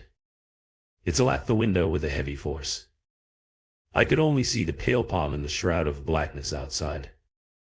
I quickly threw the pillowcase back on the window and backed up to Sophia. She was shivering, her eyes wide with fear. That was the hand, Ethan. That was the hand that was outside. Earlier, I felt my heart drop into my stomach. I wrapped my arms around Sophia for as much my comfort as hers. The wet palm of the hand kept slapping against the glass. I could hear ripples of cracks spreading along the window pane. I squeezed onto Sophia as she bowled up and kept my eyes focused on the pillow face covering the glass, hoping it wouldn't fall and expose that lifeless arm again. With one last thud, it stopped. The light shone through the fabric of the window. Mere seconds after the attack halted, I could hear the struggling sounds of wheels rolling up towards the cabin. I let out a sigh and a prayer that the Thomas had finally made it. With the sounds of the wheels stopping just a few yards away, I finally heard a voice call out from the void outside. Sophia, Ethan, you in there? The voice sounded familiar. It was the Thomas from the day prior. I slid to my feet, dragging Sophia with me. Yeah, we were inside. But someone's out there, I yelled. I rushed over to the door and opened it, to see the Thomas standing stiff off in the middle of the small opening in front of the cabin. He was facing us, but the lights from his rover, coupled with his hat, covered his body in intense shadows. His body seemed rigid. Come out of that box and we'll get you home. The Thomas said. His voice seemed different, this time disjointed from his body. I stayed quiet. Something was very wrong here. Step out of there now. The voice grumbled, unrecognizable from earlier. Are you all right? I called out, a little more than a whisper. Of course I am. Can't you see my smile? The Thomas tilted his neck backwards. His hat slipped from his skull, which allowed the light from behind him to illuminate his face. His eyes were wide and full of both pain and fear. His lips were quivering, in shock. I backed up more into the doorway and watched as two impossibly long fingers trailed their way from behind the Thomas's head and made their way across his cheeks to his mouth. They slid inside with little resistance and began pulling his lips outward in a mockingly gruesome smile. Then they kept prying. I watched as his lips strained with the force of the fingers inside of his mouth. His lips became white, with the stress placed against them before a shower of red erupted from his mouth, parting the centers of his lips like sliced meat. I'm so perfectly happy. A voice called out from just behind the Thomas. It's a voice thick and unnatural. I looked for the source and froze there. Right next to the Thomas's feet was a half-submerged human face dug deeply into the mud. Its black, cold eyes shone from some unknown source whatever. This was a monster of the strictest definition. Its gaze was so vastly separated from humanity that there was no common ground between us. As I locked eyes with this thing, human in shape and defiled in eyes, I saw the Thomas fall into the mud.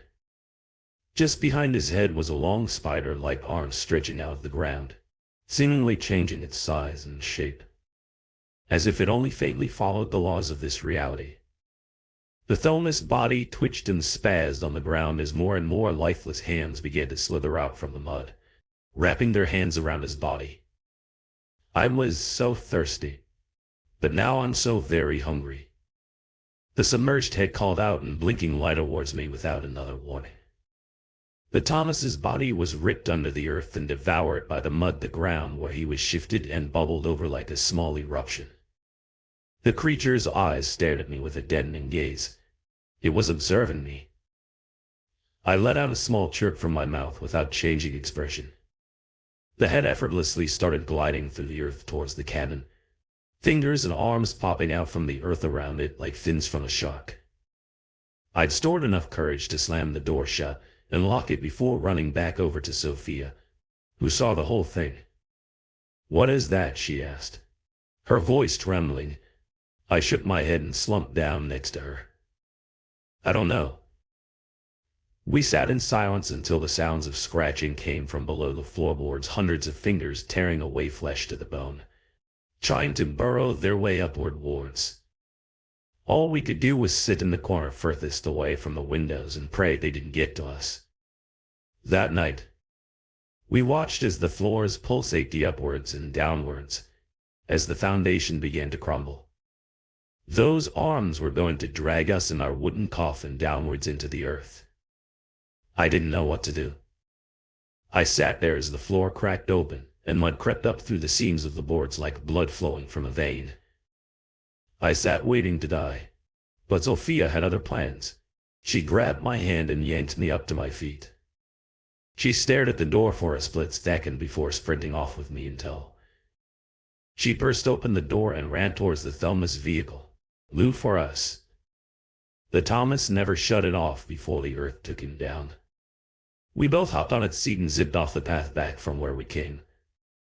I hazarded a glance back towards the cabin to see it crumbling into the ground, but there was something else there, still half submerged on the path. Mere yards away from us was that unblinking head, its black eyes, shouting its taunt. Dead, saddened emotionals as our escape. We kept driving and driving for God knows how long until we hit some other Thomas who were on a scouting mission up to us and their missing comrade. We told them everything we could, but the looks of disbelief said enough to us. We were labeled as emotionally distressed and unreliable, witnesses the powers that be listed. The disappearance of the Thomas in the cabin as accidental by case of mudslide. Now, every time it rains, I wonder if, somewhere out in the woods, a single head peers out on the trails, waiting for someone to pass by a million hands, waiting just below the surface to drag them down into the earth. The stories have been told, but their shadows will continue to haunt our minds. Thank you for listening. Don't forget to subscribe to Hauntings and Horrors. Turn on notifications so you won't miss any thrilling horror stories. Good night, and sweet dreams.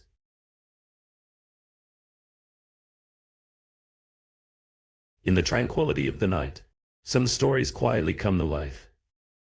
Welcome to Hauntings and Horrors. Now, I will take you through chilling tales. When I was a child, the school which I attended was peculiar yet wonderfully interesting. Whether it was the fact that it was surrounded in places by overgrown bushes and opposite a strangely crooked wood which ignited my imagination, or perhaps the funny, eccentric, and sometimes fearsome teachers and kids which populated it, I do not know. I'm not sure of when it was built, but it certainly stood out from the houses and quiet streets which surrounded it, covered as it was in a bright fiery red paint which drew your eyes to it immediately. There I went from the age of 5 up until I was 11 or 12, and like most children, I have both fond and cruel memories of it. Each day with a rucksack on my back, I would wander past the crooked wooden and wave to the lollipop lady Mrs. Baker, a kind old woman whose job it was to stop traffic with her bright yellow sign, letting us cross in safety, and after meeting my friends, walk through the rusted brown gates into one of the playgrounds. It was rumored that in the past the two grounds existed to separate boys from girls, both an understandable and utterly outdated concept. By the time I had went to the school, the first playground had been assigned for those aged 5 to 8, the second for those aged 8 and up. In the older kids' playground there lay a small red brick building which stood on its own, disconnected from the main school complex. It had long since fallen into disuse, and in fact had been sealed from prying eyes, its doors and windows walled up with stone and mortar, making it impossible to see what was inside. Its purpose seemed a bit of a mystery, as most of the teachers seemed to skirt around the topic entirely. But of course stories spread amongst the wild imaginations of children, and in my school this fondness for outlandish tales of tragedy and forbidden places often led to bizarre rumors and whispers, particularly pertaining to the sealed building. Obscurity is a fertile ground for the fantastical ruminations of youth. When me and my friends were in the younger playground, we would sometimes sneak down a narrow passageway which would lead to the other playground and peek around the corner. There we would see the older kids playing football or just hanging around. It is amusing how younger children look to their older peers, thinking that they seem to be having so much more fun than us. But before we would be chased away by the janitor or a passing teacher, my eyes would always lead to that sealed building. There was something lonely about it, isolated, and while it was surrounded by the yells and vibrancy of the schoolyard, its appearance suggested a grave silence to me. Some of the older kids liked to scare themselves and us, and told us dramatically that it had been used as a science department in a hideous accident there, one which had produced strange and gruesome things which had to be kept from the world. Even as a child of 8, I knew made-up nonsense when I heard it. Then there was the account that it had been a previous and rather brutal head teacher's office decades earlier, and that he had died there in a fire. His ghost obviously still haunted the place, and it was better that the vengeful old sod be contained there, fuming at his desk as children enjoyed themselves and played nearby again. Utter garbage. There was, however, one account of why the place had been abandoned which seemed more plausible to me. The building was in fact a toilet. Yes, a normal toilet. No frills. No secret laboratories. No dead spirits of an overbearing head teacher. It had simply been sealed up when new facilities were installed in the school to stop the children from climbing inside and getting up to mischief. But yet, despite this mundane explanation, there were still in fact tales to be told about the red brick, disconnected building in the older kids' playground. Although I had heard the stories, it wasn't until I was in my 4th year at the school that I became intimately, and, at the time, uncomfortably involved with it. The older kids' playground was flanked on 3 sides by a rectangular section of the school itself, with the 4th side separated from neighboring houses by a moldy and dark red wall.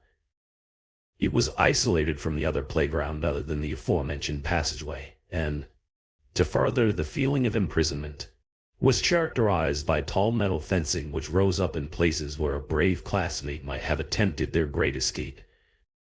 Yet there was one old gate which did allow access of sorts, but like prison guards, the teachers tended to check on it regularly. There, in the corner of the grounds, lay the old building. Its windows were indeed enclosed in brick, as were its 2 doors, but the roof seemed unusual to me, being flat in places and surely gathering puddles of rainwater during the wetter seasons. I was, at that age and embarrassingly still to this day, terrified by heights, and it was much to my horror when I discovered that climbing up onto the roof of the old toilets was seen as a rites of passage of some sort.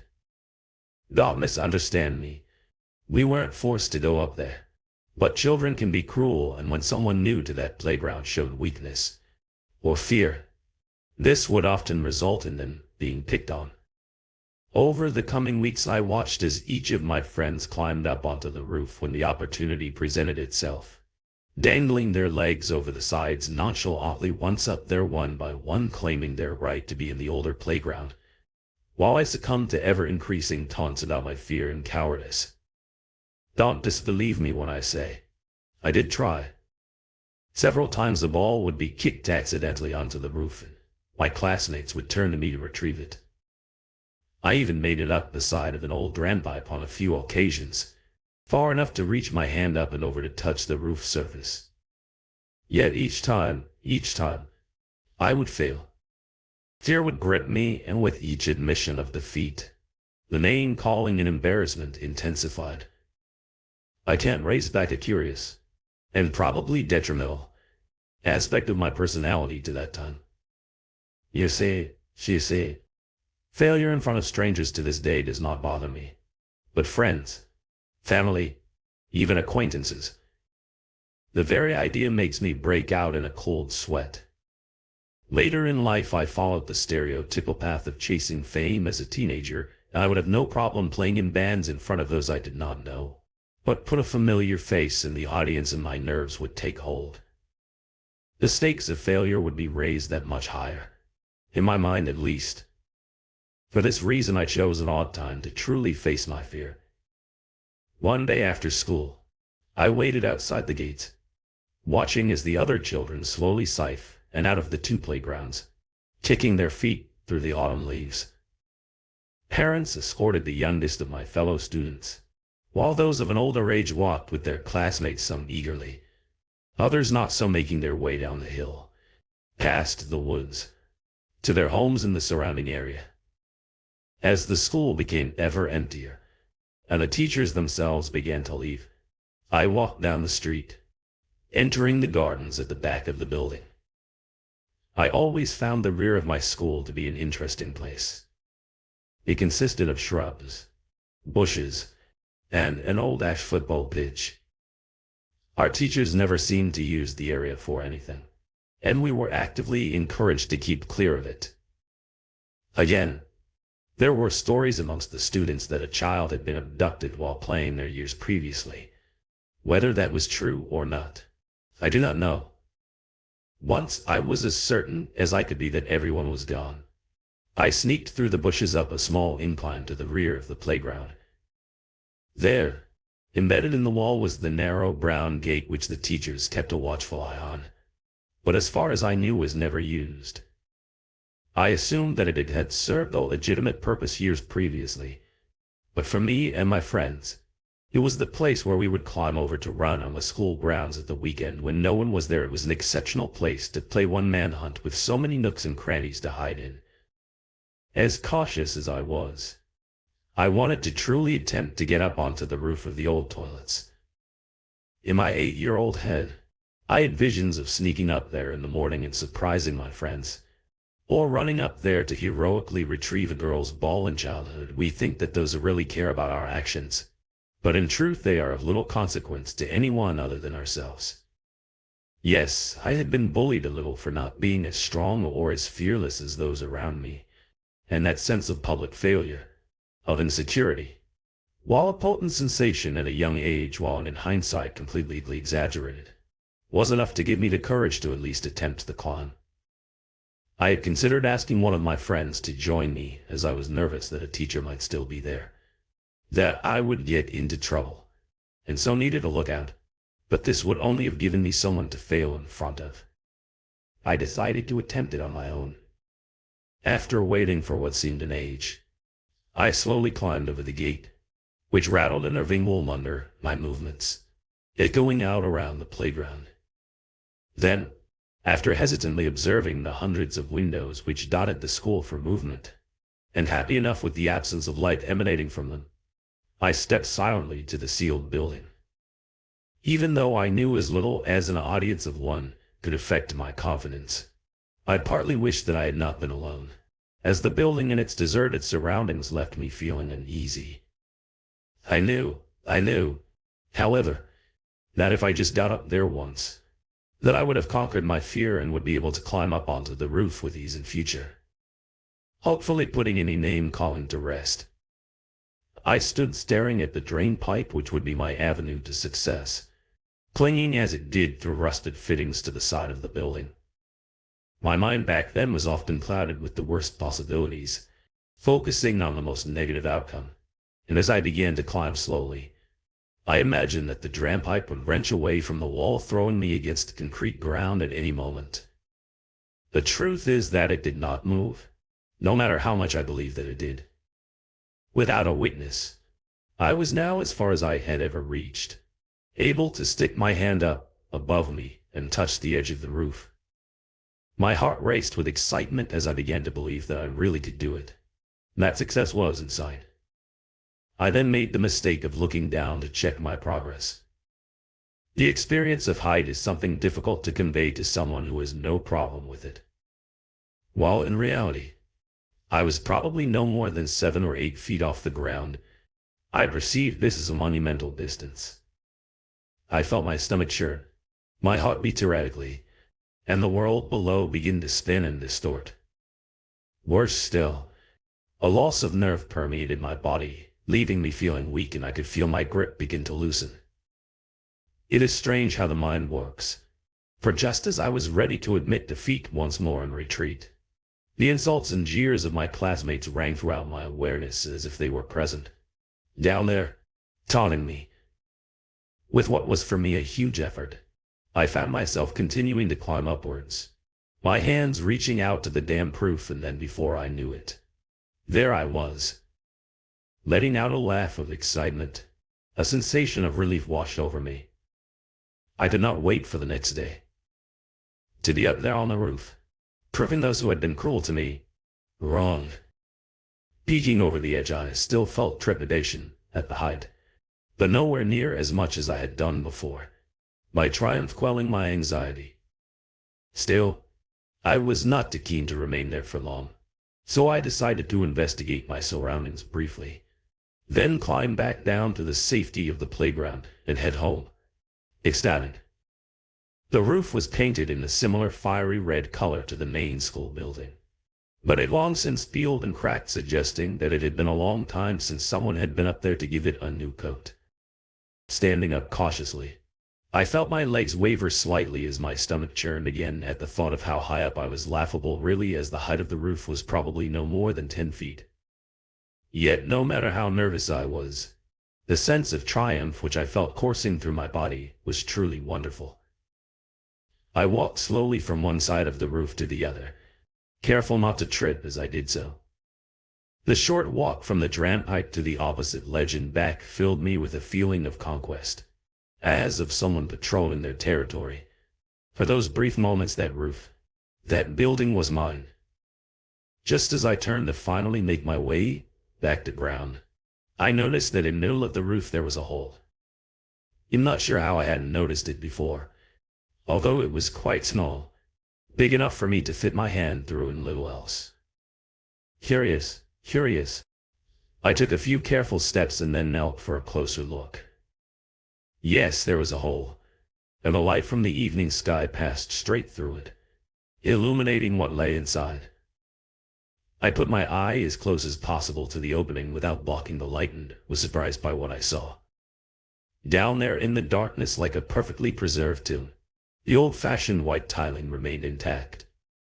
I could see the sinks where students years ago once washed their hands or flicked water at one another for amusement, and 3 stalls cubicles with strong dark brown doors lying there as if still used. The air inside was tinged with dust and age, yet if someone had told me that the building had been sealed only the day before, I would have believed them.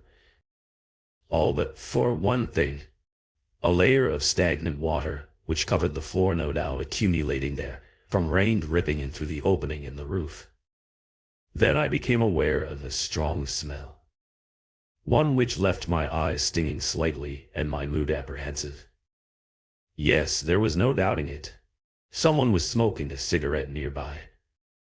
My heart sank as I lay there motionless, cursing myself for taking too much time on the roof to celebrate my victory. A teacher, or perhaps the janitor, must have stayed behind to work late and was probably standing in the playground below. I thought that they must have been close as the smoke smelled thick and oppressive. I lay curled up on the cold, wet concrete waiting for whoever was there to leave. The now almost caustic smoke seemed to be increasing in strength, and several times I had to hold my breath, frightened that I would cough and be caught. I do not believe I exaggerate when I say that I lay motionless for half an hour, yet it took me all that time to make a simple, yet unsettling observation. While I could smell the smoke, indeed feeling as if I was inhaling just as much as the unseen smoker themselves, I cowed and see it. I would have expected to have seen the smoke rise up and over the rooftop, but not even the slightest wisp was evident. The autumn sky was now dimming, and I grew frustrated as the cold, damp stone below me sent chills through my body. Wishing that I had never went up there in the first place, I felt hunger approaching and knew that by now my parents would be worried about me. I persuaded myself that I could at least dip my head over the edge of the roof and quickly take a look to see who was there. Maybe if they were on the other side of the yard, I could climb down and see. I slid across the roof as quietly as I could and slowly peered downward, sure to not make any sudden movements to attract attention. There was no one there. The playground was empty, and the darkened windows of the main school building seemed as vacant as they had done before. Yet the smell and taste of cigarette smoke still filled my lungs and stung my eyes. Then, I witnessed something which rooted me to the spot. A single curling strand of smoke slid upward through the hole in the roof. Someone was down there. Someone was inside that room beneath me. This seemed impossible. As far as I was aware, there was no way inside. The building had been sealed off perfectly from the outside world. Yet there it was, a puff of cigarette smoke which escaped first from the mouth of someone unseen below, and then through the hole in the roof to where I had been lying. My triumph of finally facing my fear of heights seemed a distant memory, and now all I could think of was getting off of that roof to safety down below. But the hole lay between myself and the drainpipe, and curiosity being as gripping a mindset as any, I decided to take a quick look inside before quietly making my escape and leaving the building behind. As I approached the opening, the smell of smoke grew stronger still, and as I peered inward, the thought of not look filtered through my mind. But it was too late. I had looked. At first, there was nothing. The room below seemed darker than it had done before, but this to be explained by the dimming sky and my eyes adapting to the change. What did not be explained was the noise I heard coming from inside. It seemed distant at first, indistinct and uncertain. Then it gradually took form, to me sounding like someone choking. I smiled to myself, thinking that it was probably the cigarette smoke and that maybe some local kids had it in down there. But then suddenly, in the gloom, my eyes were drawn to one of the cubicles. Its door was closed, and yet I was not convinced that it had been before. I tilted my head closer to the hole, but my angle of view shrouded the inside from inspection. As the choking sound increased in volume, so did the smell of smoke. Then sound and smell were joined by something which chilled my very soul. I panicked and let out a cry as the door quivered with impact, as if someone violently kicking it from the other side.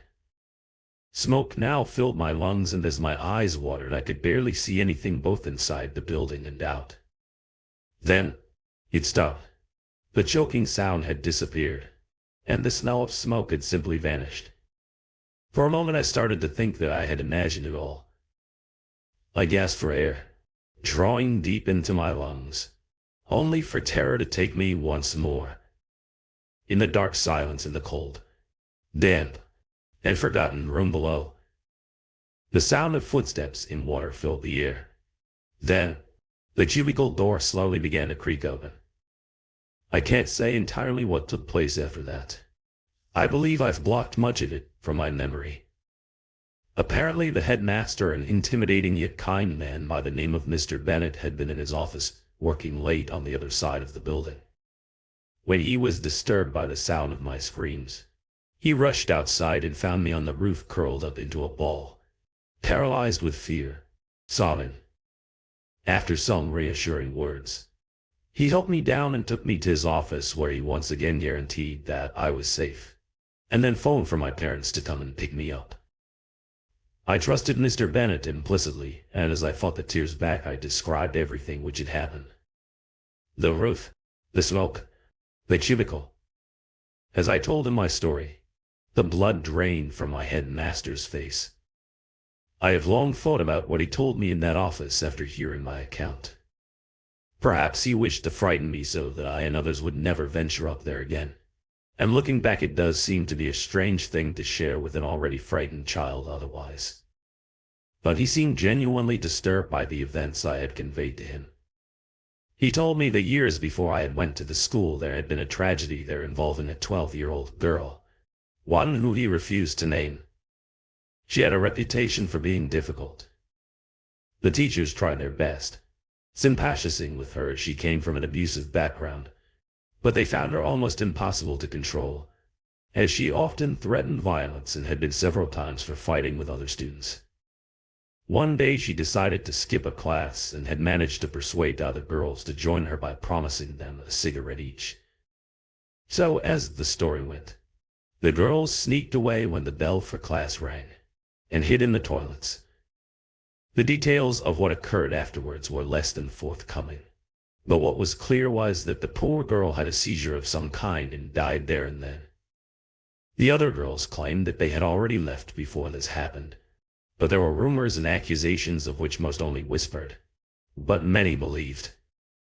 It was suggested that the girl had been with her friends when the seizure took place, and out of fear of getting caught smoking and skipping class, they lifted their friend into the stall, closed the door over, and then left her there. Whether they believed that she would perhaps recover or not was the subject of much speculation. The scratches and bashes on the inside of the cubicle suggested most definitely that she had continued to convulse while there, perhaps even in an uncoordinated attempt to escape and call out for help. In the aftermath, the building was closed off and the school and community attempted as best they could to put the tragedy behind them. Perhaps Mr. Bennett made the whole thing up just to terrify me, taking what I had thought and experienced and using it to concoct a story designed to scare me away from ever going back to that place. Unfortunately, a few unwelcome things transpired after that. I did indeed avoid the roof of that sealed building at all costs. My fear of heights was nothing compared to the dread which that building then held for me. My schoolmates, of course, did not believe my version of things, accusing me of lying about the entire story just to avoid being made fun of. As far as they were concerned, I never got up there. Lastly, I did have a recurring dream throughout my childhood, one which I would wake from in a cold sweat, curled up in my bed, screaming. I know that in it I would be lying on that roof, peering down through the hole into that abandoned place, but the memory always seems vague somehow. All that is left is an impression of a cubicle door creaking open, and something staring up at me from within. The stories have been told, but their shadows will continue to haunt our minds. Thank you for listening. Don't forget to subscribe to Hauntings and Horrors. Turn on notifications, so you won't miss any thrilling horror stories. Good night, and sweet dreams.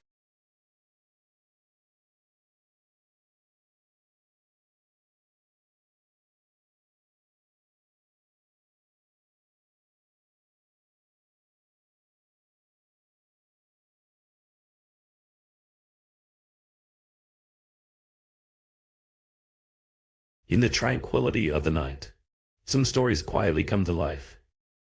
Welcome to Hauntings and Horrors. Now, I will take you through a chilling tales. There were originally 9 of us scheduled for the spelunking expedition, but Murphy's Law dictated that 2 of the group had to pull out due to various issues. It was a disappointment having fewer members to share in the experience. But then again, there were benefits, less logistical problems, more space, and so on. I personally wasn't that affected by it. While most of us were close friends, I hadn't known those 2 well. Our rendezvous was the cave entrance at the crack of dawn. I was the first one there. As usual, those who knew me often remarked at my attention to punctuality. Slowly the rest of the group arrived, parking their cars and unloading their equipment that we'd organized between us. As the expedition leader, I had the emergency provisions on me: first aid kit, flare gun, GPS locator. It seemed quite odd that a flare gun would be taken into an underground location, but I'd rather have it not needed than not have it. We assembled at the cave entrance. There was James, David, Karen, Sophia, Vincent and Ethan, and, of course, myself. David and I were experienced spelunkers, while the rest had varying skill levels: moderate Karen, Vincent and Sophia, poor James and a first-timer, Ethan.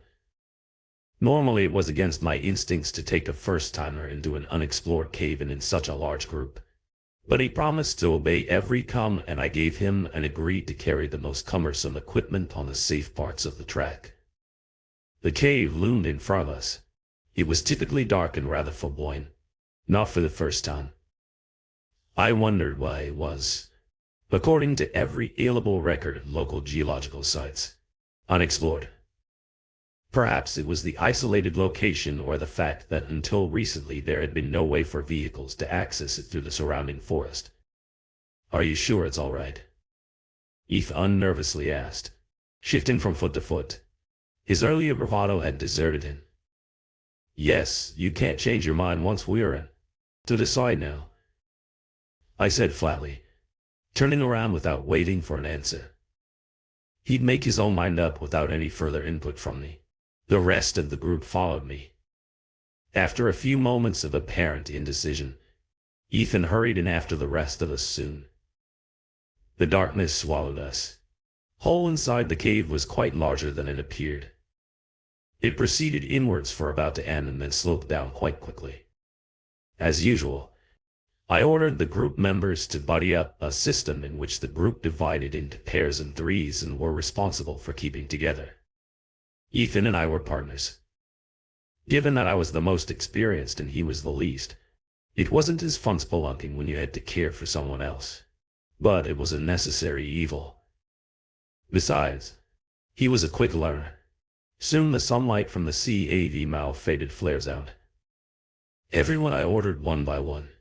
The expedition members cracked the flares.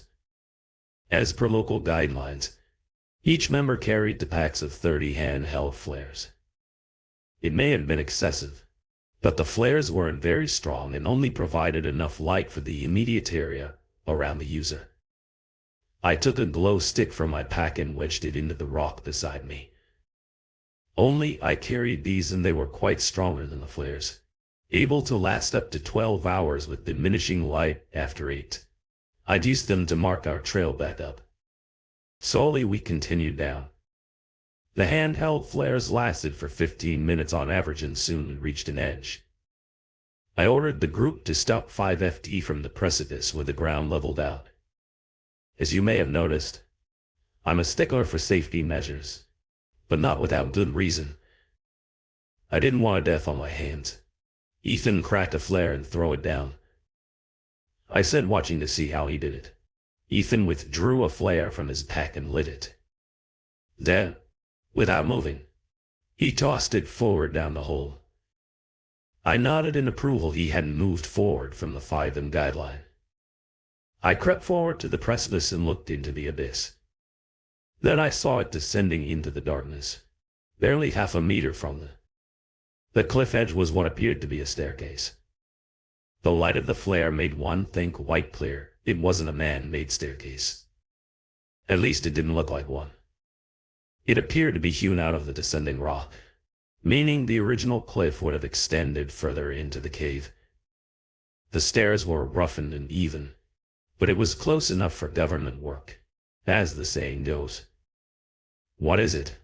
One of the group members asked from behind me. Looks like a natural staircase of sorts.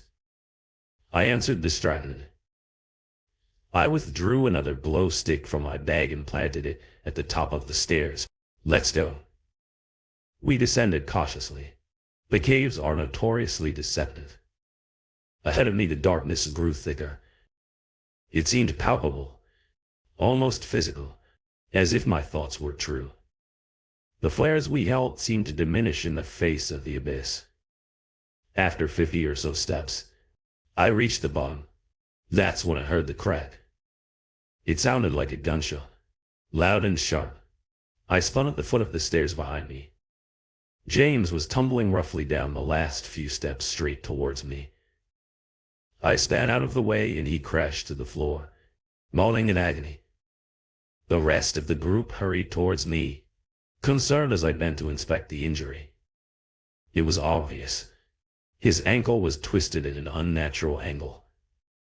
Clearly broken. James's face had rapidly lost color. Karen Vincent grabbed him by the arms.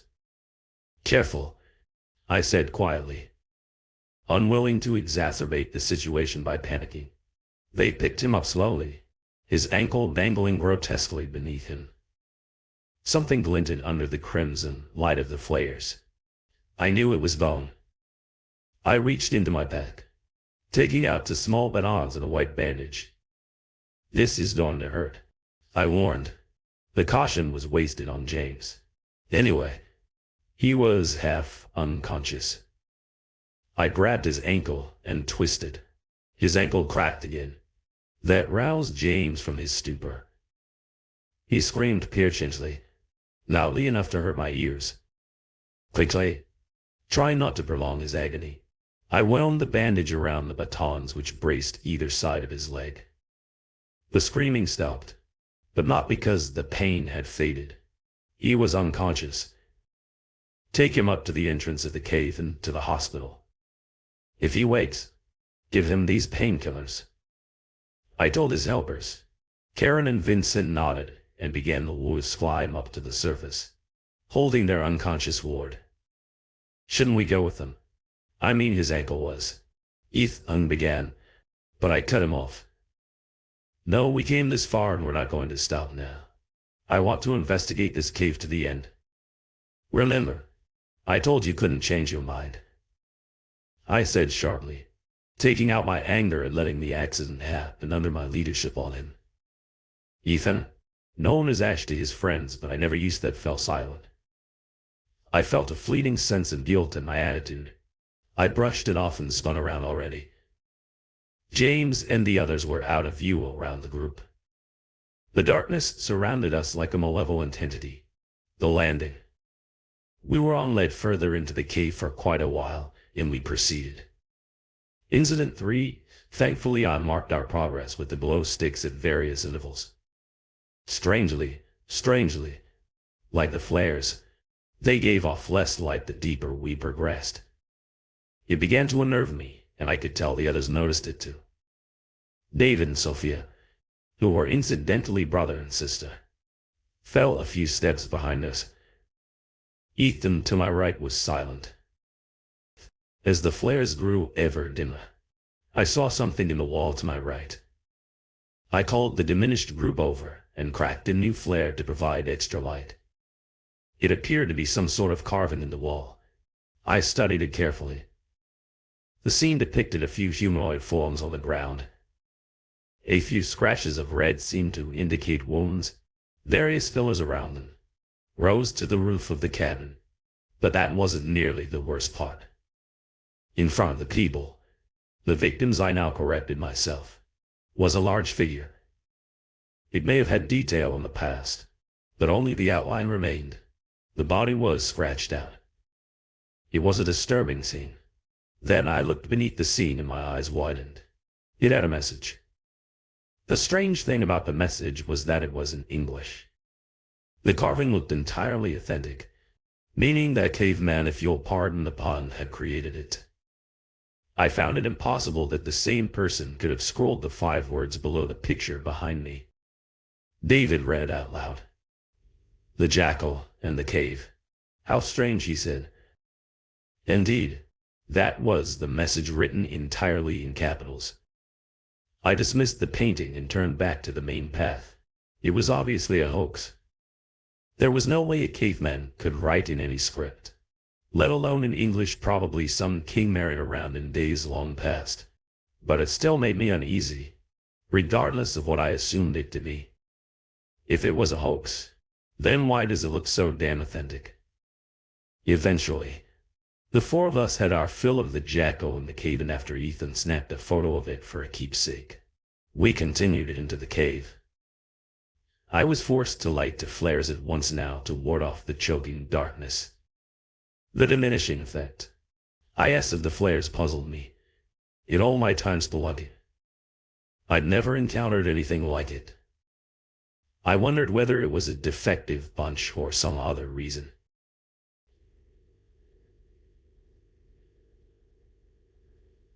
It had to have a logical, rational reason. Behind me, David and Sophia were still locked in conversation. I picked up snatches of the heated debate. As we walked, they, like me, were still pondering the origin of the admittedly ominous cave drawing. I wish they'd drop it already, or at least quieten down. I looked to my right, saw nothing but a sloping cave wall, and looked away back to the trail. I froze and turned there. Among the rock that I just glanced at was another carving. I felt sick as I hurried over to it. The red glow of the flares flickered on the wall, dancing over the picture, making it look demonic under the sparse light. It depicted a scene much like the last, except there were only two bodies on the floor. The third was in midair, seemingly held by an appendage not quite an arm, not quite a tentacle from the title logical. The pillars around the scene appeared again, except with small indistinct touching on them. Like before, only the faint outline of the jackal appeared, the rest of it having been scribbled or scratched. I couldn't tell which. Out underneath it was another 5-word message, one that I read quickly and immediately wished I hadn't go back. The jackal waits, it said. I turned from the carving as the others moved in to get a good look and tried not to panic. The air felt thin and dry, much like the air in the Andes I had gone climbing there a few years ago when terrible things had happened, which explained my preference for underground rocks as opposed to aerial ones. But that's a story for another day and another time around me. The darkness was thick. I could no longer see without the flares and aid. Suddenly, irrationally, I knew if I stayed in this underground labyrinth for much longer, I would lose my sanity. But that was the mind of an irrational man talking. I leant against the opposite wall, breathing deeply and slowly, to regulate my rapid heartbeat.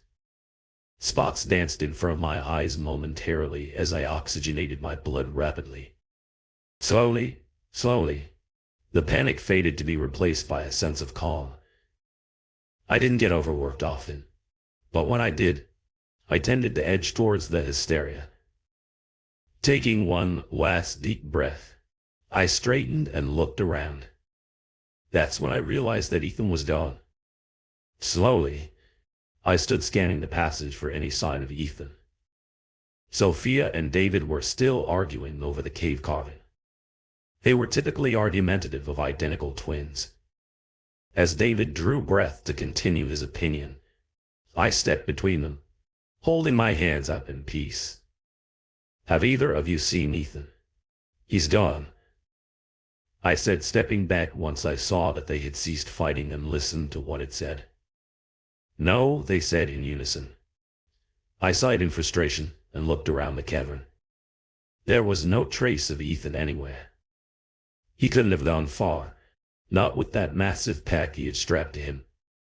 David said reasonably, probably sensing the panic, that I felt the entire expedition had problems from the start. First the dropouts, then James, and now this. It was like we were cursed or some other superstitious rubbish. I was a born skeptic and proud of it. He could have only gone forward or back. Sophia said, walking forward to the edge of the light and looking around. We should split up. No, I said, resolute. We're not going to split up under any circumstances. If Ethan went back, he'll eventually get out of the cave by himself. So we go forward and hope that stupid prick hasn't done anything. Reckless, I interjected flatly, turning away from the duo and proceeding into the darkness after a shared glance, the meaning of which was undiscernible, at least to me. They followed, and so we went. As we progressed, I felt the path led downwards, indetectable by the naked eye, but I felt myself pushing harder into the rock with each step, thanks to the extra gravity of descent. It wasn't of any concern to me. Such natural formations were common. We proceeded even further into the depths of the cave, calling out Ethan's name. As we went then, I saw it was over to the right. Like the others, it was of course another carving. I felt sick as I scanned it. The Tila jackal had increased in size yet again. The tentacle appendage hybrid was shorter, as if the beast had pulled it back. The previously held corpse was ominously absent from the scene. I tried not to think what had happened to it. The pillars with carvings on them also appeared. As before, The jackal had the majority of its detail erased, making it little more than an outline. However, there was detail on the edge of the beast. This time I knew the short lines represented skin, apparently leathery and cracked. Then I read the message. It was again 5 words long and my eyes widened in a flash of shock and fear. "This is your last chance," it read. I stumbled back from the carving in fear, raising my hands in front of me as if it was alive and coming for me. As I hit the back wall, I saw David and Sophia close in to study the carving. They seemed unaffected by the ominous message. As I had been, I gasped for breath, winded by the sudden impact of the wall against me. I tried to clear my mind, to cut through the mix of panic and fear I now felt at red. The carving, which I no longer thought was the work of pranksters. I turned to my left hoping to see Ethan. Instead, I saw the gateway. It appeared to be a stone archade from black granite. It followed the contour of the cave, precisely creating a strange effect. Carvings of various things, symbols, letters and pictures covered the gateway, which appeared to be seamless, without join or cut. I approached it almost unwillingly, feeling my heart rise into my throat as I stared at the ground immediately behind the gateway and onwards.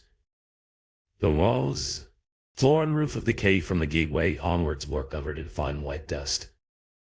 David and Sophia joined me at the edge of the gateway. We were silent studying it. I looked at the top and saw yet another 5-letter message carved there. The gateway to the jackal read the message in hell with it. I thought that I heard the scream. It was Ethan. "We have to get to him," David yelled, turning to me with every fiber of my body. I resisted stepping through the gateway. I knew if we did, terrible things would happen if I stepped through. I knew sooner or later I would meet the jackal, but I had to know about Ethan, the carvings, everything I had to. So with a deep breath and try to steel my hands, I made my choice. Together we stepped through the gateway to Ethan and the dark beast. Beyond. The first change I noticed was the ground. The fine white dust was coated on the entire cave right past the gateway. I didn't know the origin. It didn't appear to be from any sort of mineral or rock I'd encountered before. It was strange. But that, given the nature of the rest of the cave, that made it almost normal. The darkness grew progressively thicker as we advanced. I noticed we were running low on flares, about only 20 each. It was a problem, but not one I was particularly concerned about considering the current predicament we were in. Ethan hadn't made any noise besides his original scream. It concerned me far more that if he kept screaming, there could be a logical reason for him not screaming. Perhaps he ran deeper into the cave. Maybe he was conserving his voice, I thought, but I was throwing up improbable answers to cover my fear. My true thought rose, unbidden. To my mind, what if whatever made him scream stopped him from doing so again? I felt it. Ahead of us, not even one end from the gateway, was a crossroads, the first such divide in the otherwise linear path. I'd appreciated the lack of divergent paths so far, because it meant we didn't have to divide. Our group stunted as it was appearing now, as it had seemed like extraordinary. Bad luck on our part seemed like that's the key point. Nothing in this godforsaken cave has been left to chance. Lost in my grim thoughts as I was, I didn't notice the object ahead of us until David exclaimed and ran towards it. Startled, I looked up. David blocked my direct view of it. All I knew that apparently, was that it was quite large. I ran towards it. Was Ethan's pack ripped and torn, blood covered it in the immediate area in irregular patterns beside me. David stepped back, tentatively lost for words. Something attacked him, tore the pack right from his neck with incredible force. It must have injured him as well, judging by the blood. I said quietly, surprised at how clinical and calm my assessment had been. "That's it. I'm out. I'm going," David said, turning awake weakly, but not before I saw the fear in his eyes. He was terrified. Sophia nodded in agreement, turning to leave as well. I didn't try to stop either of them. "They'd be back. You won't get a foot past the gateway," I called to them, certain it would prevent them from leaving. I turned that desk back slowly and began searching through it quickly, taking only a few items. I hesitated when my hand landed on the flare gun, but I took it and kept it in my hand. I knew from experience against various types of wildlife that it made an effective weapon. If I met anything that wasn't Ethan, I'd fire without mercy. I stood and chose the right-hand passageway. I didn't feel scared anymore. In fact, I didn't feel a thing. Adrenaline was seeping through my system, leaving no room for fear or anything else. It grew progressively darker. The darkness was thick and clawing as a lifetime as the sufferer. It reminded me of what I needed my inhaler. I knew the flares would soon be useless, regardless of whether they should have been effective. Beside me, I noticed scrawling in the dust, apparently of human origin. That at least was no mystery. I glanced at each in turn, almost mechanically, knowing that it couldn't be any worse. It appeared that we weren't the first people to stumble into this place. I've seen it and it blinded me. This is its domain, taller than any human. Suddenly I stopped. The last was different from the others in lowercase and appeared to be freshly written. It cut me. "I'm running for my life," Ethan's writing. And then, as if by magic, I heard two things, a scream and a roar. "Ethan." The jackal. And they were close. I ran forwards. I felt, rather than sensed, that I'd breached into a massive cavern. To prove my theory, I impulsively punched the air to my right. If I was still in the claustrophobic cave, my head would surely be shattered on the wall. As I expected, I hit nothing but the stagnant air of the cave. The flares provided nothing more than a dim glow. I looked at it in horror as the glow faded slowly. The fading light represented my last defense against the darkness of the cave and its sole inhabitant. The inhabitant some called the jackal. The light faded completely. I was alone. The moment I heard the voice. It was flat and terrible and loud. It reverberated around me, seemingly without a source or direction. I spun in the darkness, the cloying, constricting darkness, and I felt my heart in my throat. I knew that if I walked backwards, I'd no longer find the passageway that had led me to the lair of the jackal. Once you entered this central cavern, there was no leaving it, just like the carvings promised. I thought, "This is my cave," it bellowed. I screamed and ran. It was a futile gesture.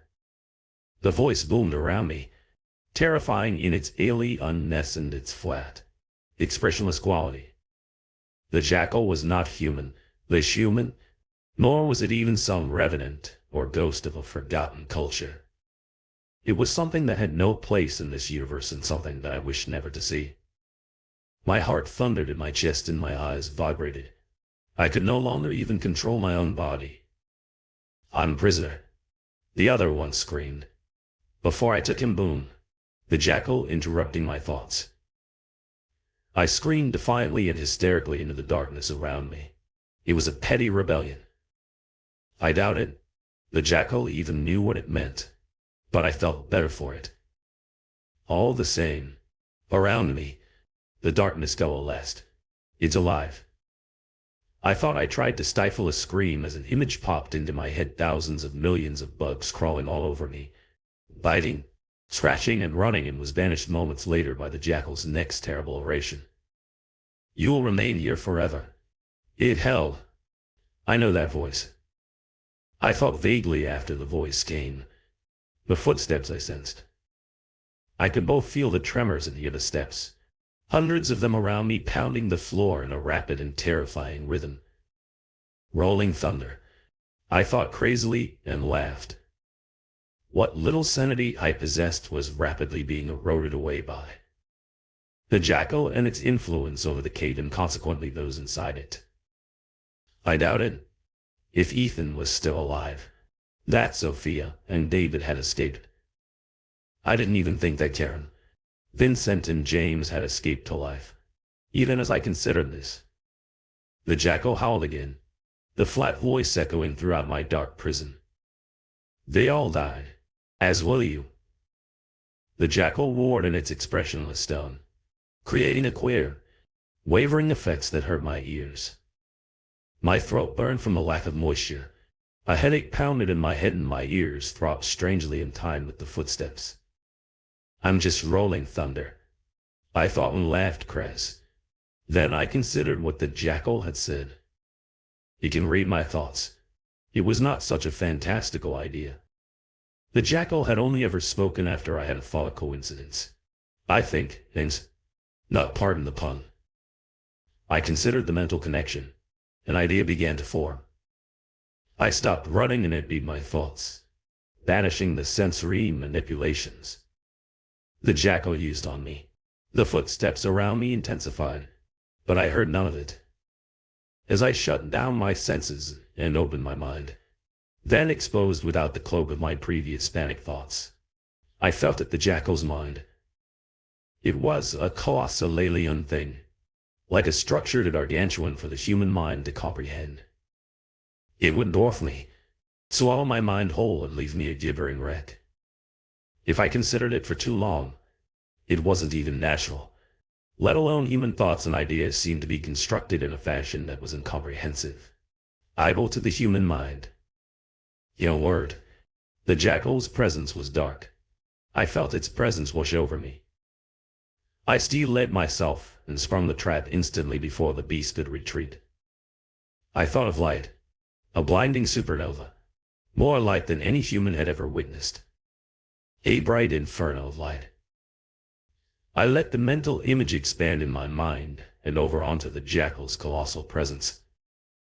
I guessed that such a creature had never seen light, or if it had spent so long underground, bathed in the darkness which it controlled. Such light, even as an image, would do tremendous harm to it. Considering the jackal's mental abilities far outclassed my own, I was right. The instant the supernova image touched the jackal's presence, a tremendous shriek filled the chamber, immediately overtaking all the phantom footsteps that had so tormented me. I grinned savagely, despite the pain. The high-pitched squeal caused my ears. That at least sounded vaguely human. It felt empowering to know that I'd hurt the jackal, probably badly.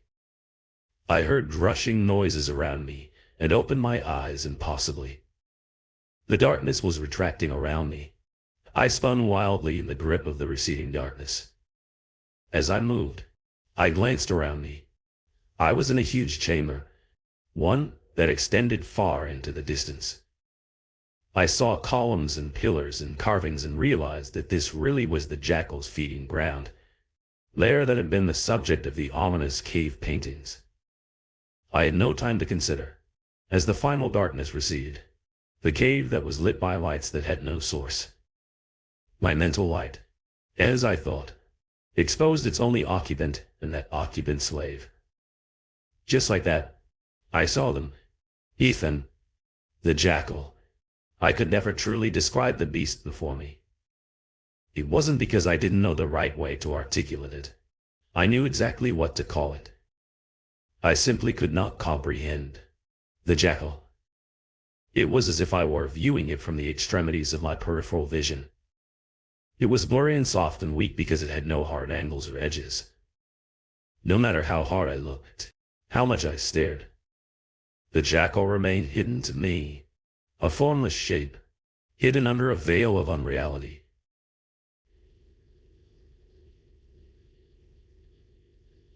The cave paintings, carvings, whatever adjective I attached to them, were truer than I thought. Even after the jackal, that turned out to be real. They depicted a blurry, formless jackal. And so it was. Yes, I knew exactly what it was. Indistinct. Ethan, however, was not. I looked at him in horror. His body was covered in blood, flesh and other less identifiable materials. I could count at least 8 visible wounds and more red lines that I couldn't distinguish from the gore saturating his form. A gaping wound cut across his stomach. Blood flowed from multiple slashes on his arms and legs. He was probably dead, certainly unconscious, but that wasn't the worst of it. His entire right ear had been torn clean from his head. He rose in my throat as I stared at his prostrate form, horrified. The jackal had done this to him. As I thought of the beast before me, I realized that the cavern around me was silent. The jackal's screech, so loud to begin with, had been cut off instantly some moments previous. Unlike the gradual decline that was characteristic of humans. Then again, it has never resembled anything close to a human. I'd wager every possession I own. It has no similarity to any creature of this dimension. I can't even begin to consider its true form, even as I watched. It got infinitely worse until Ethan began to move through the air. I hadn't even noticed that he had been airborne, so enthralled I'd been by his ravaged body. Slowly, never were wavering in speed, Ethan began to recede towards the blurry shape that represented the jackal. I fell back to the carvings in horror. With every sacrifice it gains form and so a greater foothold in this dimension. I wanted to rush forward and tear Ethan from the jackal's throat, but to come within reach of the creature would mean an unspeakable end, one that I would have already faced, least had I not wounded it with the psychic supernova. Suddenly Ethan stopped moving near meters from the jackal, and I realized with a shock how the jackal had previously communicated through Ethan. Now I recognized that voice, even distorted as it had been. Ethan's mouth opened and from it roared, "The jackal, you will suffer for using the glow against me." Suffer as he did, roared the grotesque Ethan jackal hybrid. Evidently, it only knew the light that had hurt it, as the glow didn't matter. The important thing was it hadn't been hurt, and badly. I probed my mind. No trace of the jackal's presence remained. Apparently, that part of it, physically manifested in the darkness, had either been destroyed or banished by my mental counterattack. Even if I meet my death here, beast, I'll do my utmost to bring you with me, I responded bravely. The saturating fear which had so crippled me both mentally and physically was gone. Now I could see the jackal, regardless of how well I could comprehend it. Much of the terror that I'd felt at the hands of it was gone, just like the darkness. Even the voice was less intimidating, now that it had a definitive source. It's Pohagen. I have consumed many. This one is the last I will be free from my prison. The jackal bellowed, drawing Ethan towards him.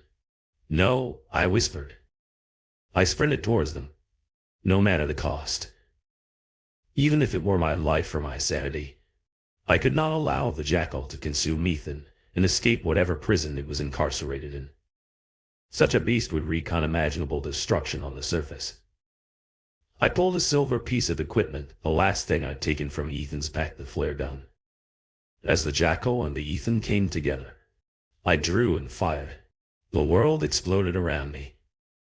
The stories have been told, but their shadows will continue to haunt our minds. Thank you for listening.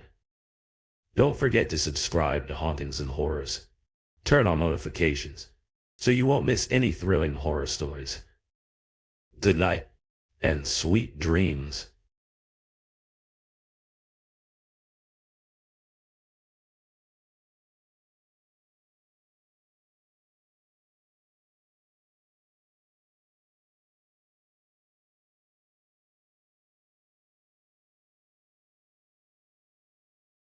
In the tranquility of the night, some stories quietly come to life. Welcome to Hauntings and Horrors. Now, I will take you through chilling tales. I want to tell you about one of the most horrible nights of my life. Dark nights alone can be scary and intimidating for women like me at the best of times. But I don't wish to experience a night like that again for as long as I live. Let me tell you my story. It was a night like any other. Really, it was Friday, and I'd finished work at around 600. Afterwards, I went for a quick drink and a chat with my two best friends, Olivia and Isabella. Before heading home, the Red Line pub was buzzing, as it always was on a Friday evening. We could hardly move in there or hear each other over the rowdy crowd. I only had the one drink, a refreshing white wine spritzer. I couldn't drink too much as I'd be driving the tedious hour and a bit journey home to my little country haven, tucked away in a quaint rural village in the heart of England's green and pleasant land. I didn't really mind the journey. It was only 3 days a week in the office. After all, it was far better to have peace and greenery surrounding me rather than living in a busy concrete jungle in town.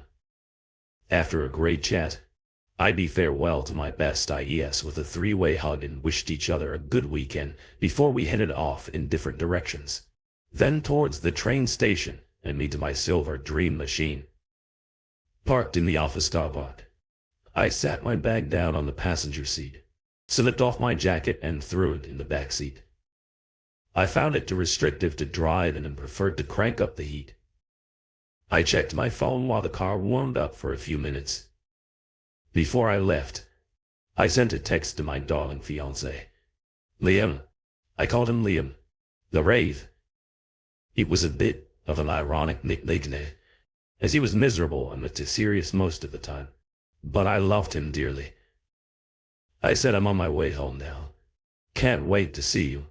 What's for dinner? He soon replied, too tired to cook tonight.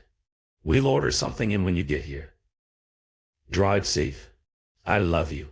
He left 3 X's or kisses at the end. Like he always did. I turned the radio on to my favorite station, a hearty mix of music and DJ banter to help me along the way. As I set off on the drive, I love to sing along to any songs that I know and use the steering wheel as a drum-kit. Anyone looking in through the window would think I'm crazy, but to hell with. It's my space and I'll do what makes me happy. It's a bit awkward if I'm stuck at a red traffic light and I catch someone looking. I just smile my biggest grin back at them and carry on. So there I am trundling along through the heady traffic heading for the highway. Dealing with the usual amount of idiots who have not bothered to indicate has become like water off a duck's back to me. Now I just shout more on at them to make me feel better. I know they can't hear me over my music. Besides, I don't want to be the center of a road rage incident. After just over an hour, I reach my junction and turn off my eyes, adjusting from the bright glare of the motorway to the semi-darkness of the long and winding country roads that led me home. The moon shone brightly tonight through the passing clouds, which helped light the way. I tend to drive quite slowly on these roads, as foxes and deer can run out at a moment's notice. I'm an animal lover, so I don't know what I'd do if I ever did them any harm. Now I'm about 20 minutes or so from home and the roads have become narrower and darker. Wait, what was that? I thought I heard something screeching, so I turned the music off and carried on hoping to hear more clearly. I glanced in the rearview mirror and thought I saw something rather large dart across the road, a stag maybe, I thought, and shrugged it off. However, I couldn't stop thinking about it now. I felt quite spooked, but never mind, I'll be home soon. I told myself I picked up the pace of it. As I kept glancing in the mirror, with my eyes increasingly drawn to the mirror, I felt a huge JT with my attention diverted. I'd hit one of the huge potholes that were all over these roads. They weren't well maintained. Oh no. Please don't give me a puncture. Not now. Not tonight. Not here. I prayed that I could get home safely. I groped in my bag for my phone to call Liam. I know I shouldn't have done, but it was very unlikely another car would be coming along in these remote parts. Liam answered quickly. asking if I was okay. I blurted out that I felt spooked for some reason, to which he laughed out loud and made silly ghost noises down the phone. He told me I was just being stupid. I then let him know that I'd hit a pothole. He replied with, "Just put the phone away and just get home. I'll put the kettle on and I'll make you a cup of tea." I threw the phone on the passenger seat towards my bag, but it missed and ended up in the footwell carrying on. I heard the noise again. Only this time it was louder, more low-pitched like a growl or a howl, long and drawn out. I tried to rationalize my thoughts and told myself to calm down. Perhaps it's deer mating or something. Is it rutting season? But then I saw something out of the corner of my eye, to the right of me, behind the trees. I didn't see it clearly, but it was large, no doubt about that. It seemed to be running alongside my car, parallel to the road. My heart was thumping out of my chest by this point, and tears were running down my face. I was absolutely terrified. I was trying desperately to see what it was and very nearly missed the sharp turn in the road I could see. It had gotten ahead of me because I could now see it from the front. It wasn't just big, it was huge. I was so close to home. Now, so close to safety. I put my foot down. "Please let me get home. Please," I screamed at myself. Then, right in front of me, it let the biggest leap across the road, and I couldn't believe what I was seeing. I was frozen in my seat in terror. Whatever this thing was, it stood around 9 feet tall at least, with a huge hairy, muscular build, pointy ears and a face shaped like a dog. It was there in front of me in the middle of the road. I swerved past it at God knows what speed. Its big yellow eyes flashed in my headlights as I passed it. It was sprinting to catch up to me. I could see it in the rearview mirror slowly catching up to me. Now, directly behind me, I sped up even more, but it was somehow managing to keep pace with me. I couldn't believe it. Desperate to get away, I accelerated to the brink of what the engine could handle and the beast began to disappear from view.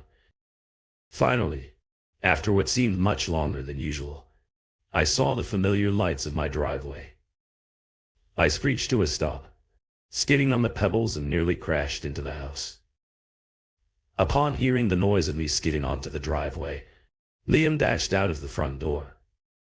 I hurtled out of the car, leaving the door open, and didn't even bother to grab my purse or my phone, which fell to the ground from my lap. "Get in, Inns! Get in!" I shouted at Liam at the top of my voice as I bundled the pair of us through the door, slamming it shut behind us. "What on earth is going on?" he shouted. He picked me up from the floor, where I was laying in a quivering heat, my legs refusing to work, covered in tears and sweat. "What on earth happened?" he demanded.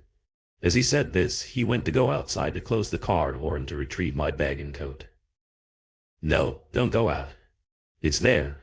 It's there," I screamed. "What's there? What is it?"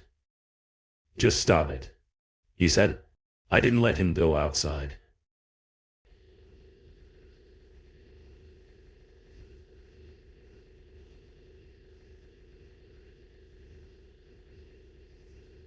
I cued my hands to block out the light and looked through the window. The sensor light outside had gone dark. I couldn't see anything at all. "Okay," Liam said. "Now calm down and tell me what's going on." He held me tight and grabbed a tissue to wipe my tears. I broke free to run to the patio doors to make sure they were locked and then to the kitchen to do the Jane Z. I was too nervous to even sit down and tried to catch my breath to tell him what I'd encountered before I could tell him. He interrupted, grinning at me. "You were spooked by a deer and you've let your imagination get the better of you. I'll get you a cup of tea. You can have a nice shower and I'll get us some food. I'm starving." I pleaded. "Now listen to me. I know what I saw, and don't you dare open the door." He looked at me and sighed. "Look, you've left the car door open. He continued, "You're not being logical." I knew he was far too sensible to believe me, although he could clearly see what a mess I was in. But I needed to tell him straight. He came out in a burst of words. "I've seen a werewolf, and it's out there."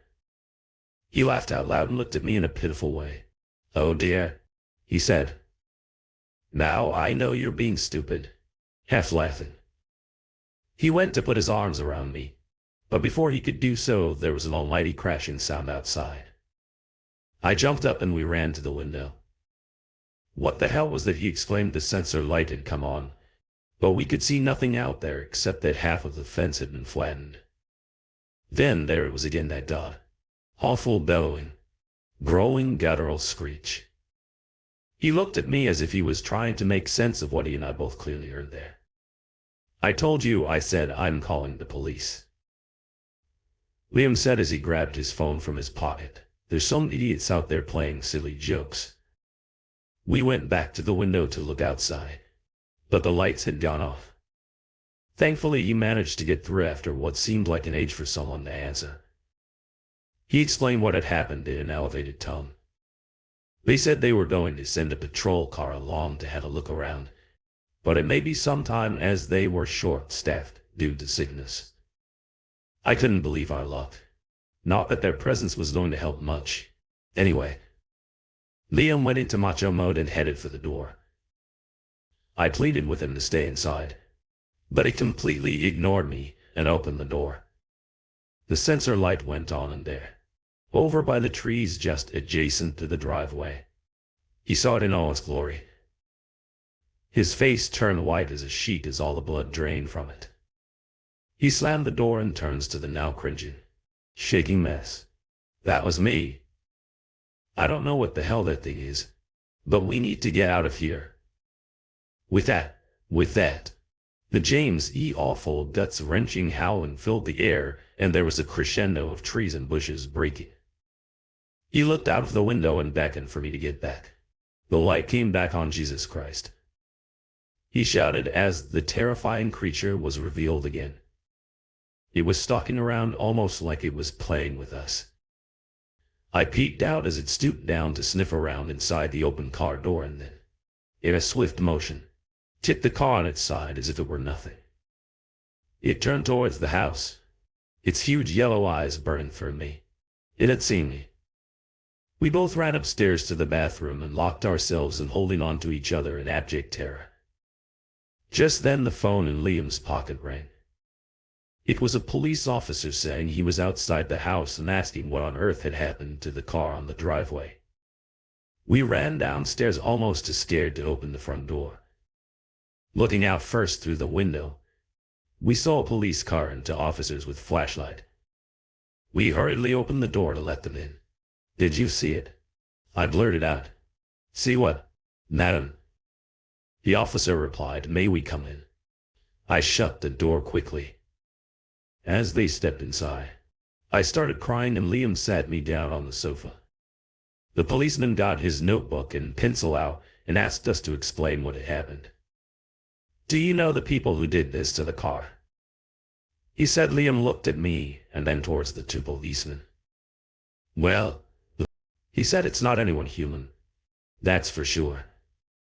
I'm almost too embarrassed to say, but there's a massive creature outside. At least 8 or 9 feet tall." With that, the two officers asked if we would mind if they took a look around outside and headed towards the door. "This thing, whatever it is, did that to the car. It's incredibly strong. Be careful," I said.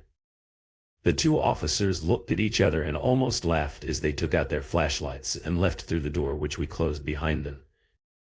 They obviously thought we were crazy, but then, as they shone the flashlight into the garden at the side of the driveway, they must have caught a glimpse of something.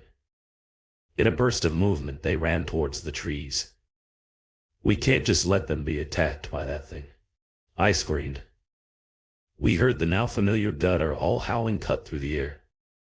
As Liam opened the door slightly to check what was happening, he could see beams of light moving fast among the trees.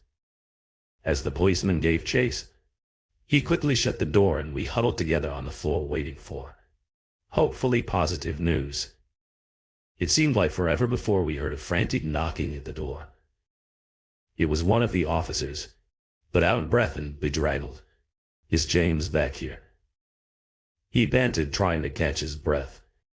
"No," Liam replied. "Let me get you some water." The crazed officer gulped the water down. In a low voice he said, "That's not human. There must be a bear on the loose. I've never seen anything that big in these parts. I hope James got away." He called for backup over the radio, announcing that he thinks there's a wild animal on the loose with his colleague in pursuit. After a minute or two, the officer assured us that help was on the way and that we needed to stay inside. "Are you sure you want to go back out there?" Liam exclaimed. "I know it sounds ridiculous, but it looked like a werewolf. It really did." The police officer looked at us with disdain. "I know it was a very large animal, but werewolves don't exist. Sir, you and your partner need to stay calm and let us handle it. I'm sure we'll catch this creature soon.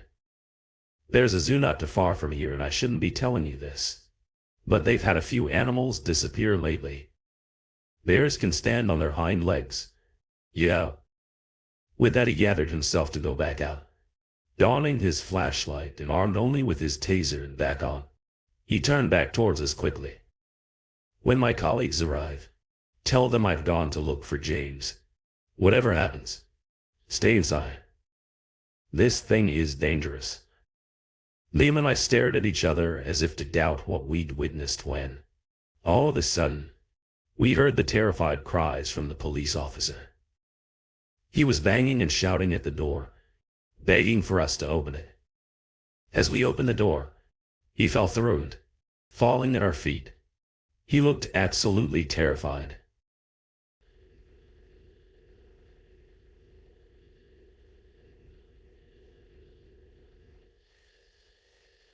He cried, "It's James." He radioed back to headquarters. "An office is down. I need armed units and dogs to be sent to my location immediately. I believe there's a very large animal on the loose." The blood drained from my face as I questioned the officer as to what had happened. "He's beyond help," he replied, almost crying. "There are pieces of him everywhere. He's been ripped to shreds." The officer was obviously in severe shock at what he'd seen. I tried to comfort him as Liam wrapped a blanket around him and grabbed him a shot of whiskey. As the poor officer sipped from the glass with trembling hands, a fierce growling filled the air yet again. This was cut through by the increasing sound of a police helicopter overhead. Thank God. I thought we looked out and saw a searchlight beaming down from the helicopter and the sound of sirens.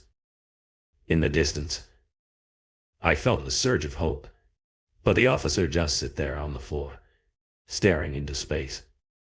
He suddenly whispered, "I think I saw it. I can't believe it." A werewolf just like from the horror movies, giant yellow eyes staring at me. There was even a severed arm hanging from its jaws. He stared at me directly in the eyes with incredible helplessness. No one will believe me. The banging on the door made us all jump in fright. Here were the police that were called us back up. As I opened the door and looked outside, it was chaos. There were countless police cars outside with flashing blue lights. All along the winding country lane leading to our house, the sight of armed police sent shivers right through me as the shocked officer tried to explain what had happened. Paramedics had also arrived at the scene, and I ushered them towards the bemused officer. "I think he's in shock." I said I could hear snippets of speech from outside as the numerous officers communicated via radio. "Remains of an officer" was one snippet I heard. "Highly dangerous" was another. "Forensics needed straight away." As I looked over at the darkness of the woods, I could see a massive flashlight scouring the area, and the sound of the police dogs barking startled me. "This must be a nightmare," I whispered as my tears fell onto the sleeve of Liam's sweater. The search through the woods went on until daybreak. The entire area had been cordoned off and all roads in the immediate area were closed. It was reported on the traffic news as an incident.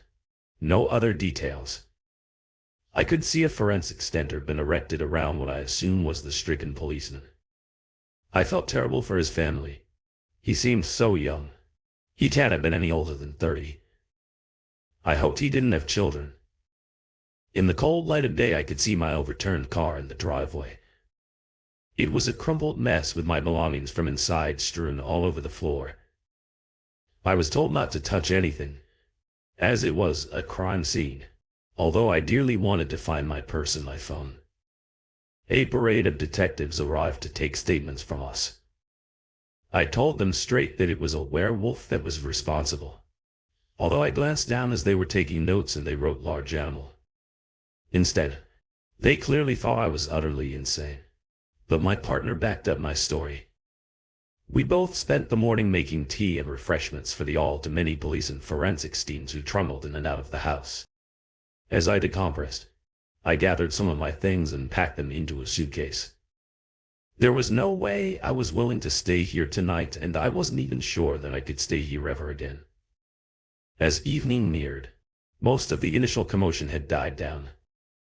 Although the forensic tent remained in the woods and police helicopters still whirred overhead as they had all day, I kind of blotted out the sound of them. I could also see police marksmen dotted around outside. I'd heard that the other residents nearby had been evacuated and might not be allowed back tonight. There was clearly still concern that whatever this thing was still out there. I asked the remaining detective, a middle-aged man with a salt and pepper head of hair and rather dashing good looks, if he and his colleagues had found an explanation as to what had happened out there. He said he couldn't go into details, but they believed it to be a wild animal attack. They thought maybe a big cat had escaped from a zoo or sanctuary, possibly a bear going by our description, but we should know more soon. Liam and I looked at each other incredulously. There was no way that a big cat could have flipped my car like that. I asked if we'd be allowed to leave, as I wasn't comfortable staying there. Yes, of course, he replied. I don't think we need you here, but we'll need to know where you'll be staying in case we need to speak to you. It'll help our investigations. Though, if we could use your house as a base of operations for the short term. I was just glad to get out of there, so we left the keys with the detective with no hesitation. Thank you, he said. We'll return your keys in a few days. Once it's safe for you to return, the detective phoned for a police car to escort us to where we were going. My mother's house would be a good sanctuary for us to recoup and get our heads together. For a while she lived in a nearby town. It wasn't very big, but it was in a crowded area which suited me just fine. I didn't want to be alone anytime soon, and so we left the house that day. I looked back at the devastation as we left. I still couldn't quite believe it that fateful night was 2 months ago now. There haven't been any further reports of attacks or animal sightings. The police have been very quiet indeed. It was reported in the newspapers that the stricken officer had been the victim of an animal attack and that investigations were still underway, but they didn't suspect any further danger to the public. Anything to keep them happy, I suppose, and life went on. We put the house up for sale as we could. Damned if I ever wanted to stay there anymore. Also, I'm sure that one of the neighbors isn't normal.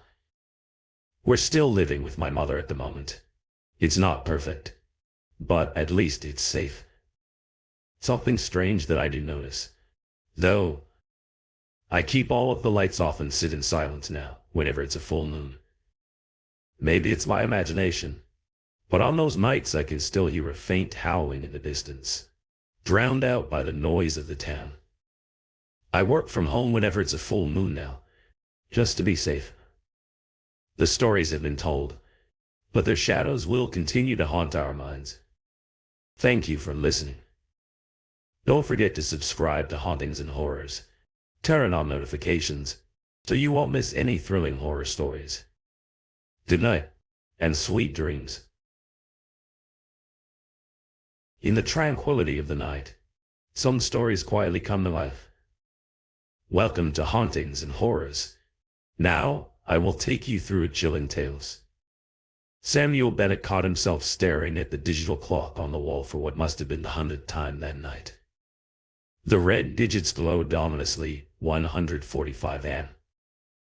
He'd been a security guard at Phi Novo Corporation for the past 3 months now.